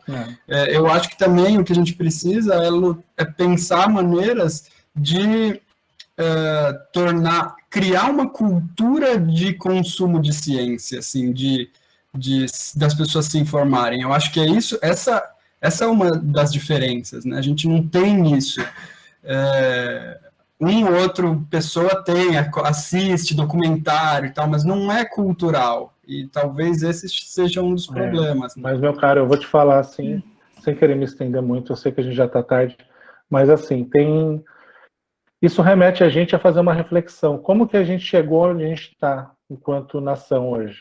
Pensando na pandemia, no negacionismo, queimadas, né? Crise hídrica e elétrica agora. Como que a gente chega nessa situação? Como que a gente consegue identificar que a gente tem, sei lá, 25% da população entendendo que argumentos que são totalmente contrários à Constituição, mas a lógica de você ter empatia, ter respeito, né, e prezar pela vida do outro, que é uma coisa básica, que isso não importa, né? Então, eu acho que a gente está errando muito enquanto sociedade, enquanto educadores. E a gente precisa arrumar um jeito de mudar, e não é para o oceano só, né? É para tudo. Eu acho que um jeito de fazer isso depende da gente ter melhor distribuição de renda, porque sem isso a gente vai ter pessoas assim, sempre no desespero, sempre no extremo e sem condição, né? Assim, mas pensa uma pessoa se afogando, né? A maior regra é assim: nunca chegue perto de uma pessoa se afogando se você não está com uma estrutura, um pé de pato, uma boia, alguma coisa, porque senão você vai morrer. Por quê? Porque ela, no desespero, vai tentar subir em você e você vai morrer afogado, e não ela. E uma das coisas é, você chega por trás da pessoa, pega ela, ou você apaga a pessoa de alguma forma para ela poder não matar você poder ter a chance de salvar. E é mais ou menos assim, sei lá, é uma comparação estúpida, mas é um jeito de você entender que a gente precisa ter um pouco mais de condição, de equilíbrio, de justiça social, para que a gente possa cultivar esse tipo de relação entre as pessoas, né? De que eu posso deixar um negócio ali, ninguém vai pegar, se alguém achar vai me devolver, né? E que tem a ver com tudo, né? Não só com o ambiente. Eu acho que é aí. Não sei. Queria juntar um pouco do que o Matias falou com o que o Alex falou, e fazer também, não é minha especialidade fazer trocadilhos, estou longe disso, mas a gente precisa de cultura para consumir, cultura de consumo de ciência, mas também uma cultura de consumo consciente, né? Eu acho que junta as duas coisas aí, que é isso. Enquanto, e quando eu falo consumo consciente, eu bato nessa tecla em várias das aulas nossas, é porque assim, a gente sempre joga o ônus nos outros, né? E a gente não olha cada um de nós, o que a gente faz cada vez que a gente vai no supermercado, no shopping, na loja de móveis, e por aí vai, né? Então... Mas, Cris, olha que legal, eu conheci várias pessoas recentemente, jovens lideranças, meninos e meninas. Lá na Maré, por exemplo, tem um projeto chamado Faveleira, que é um projeto de educação ambiental encabeçado por uma jovem, né, moradora da favela da Maré, a Lorena Frost. Aqui em São Paulo, na Zona Norte, aqui na Brasilândia, tem um projeto chamado Perifa Sustentável, da Amanda Costa. E a Amanda é Jovem Liderança para o Clima, né? E aí o que a gente tem? A gente tem nesses locais líderes, estão lá. A gente tem que identificar essas pessoas, formar essas pessoas, porque elas vão ter uma forma de falar com o pessoal. E eles falam assim, você tem que saber como é que você fala com as pessoas da quebrada, né? E daí ela vai falar assim, você sabe como que eu falo de mudanças climáticas? E daí ela vai falar de onda de calor, por exemplo, que é uma coisa que as pessoas sentem na quebrada. E elas falam assim, né? Assim, e é muito, muito, muito interessante ver isso. Então, eu acho que é importante, assim como você vai ter que falar com um religioso para falar com os fiéis, né? Você vai ter que falar com, né, uma jovem liderança da comunidade para ela poder encontrar mecanismos. E aí a educomunicação traz mecanismos para você produzir fazer essa cocriação na perspectiva de aprender ao fazer algo para você comunicar e produzir essa transformação.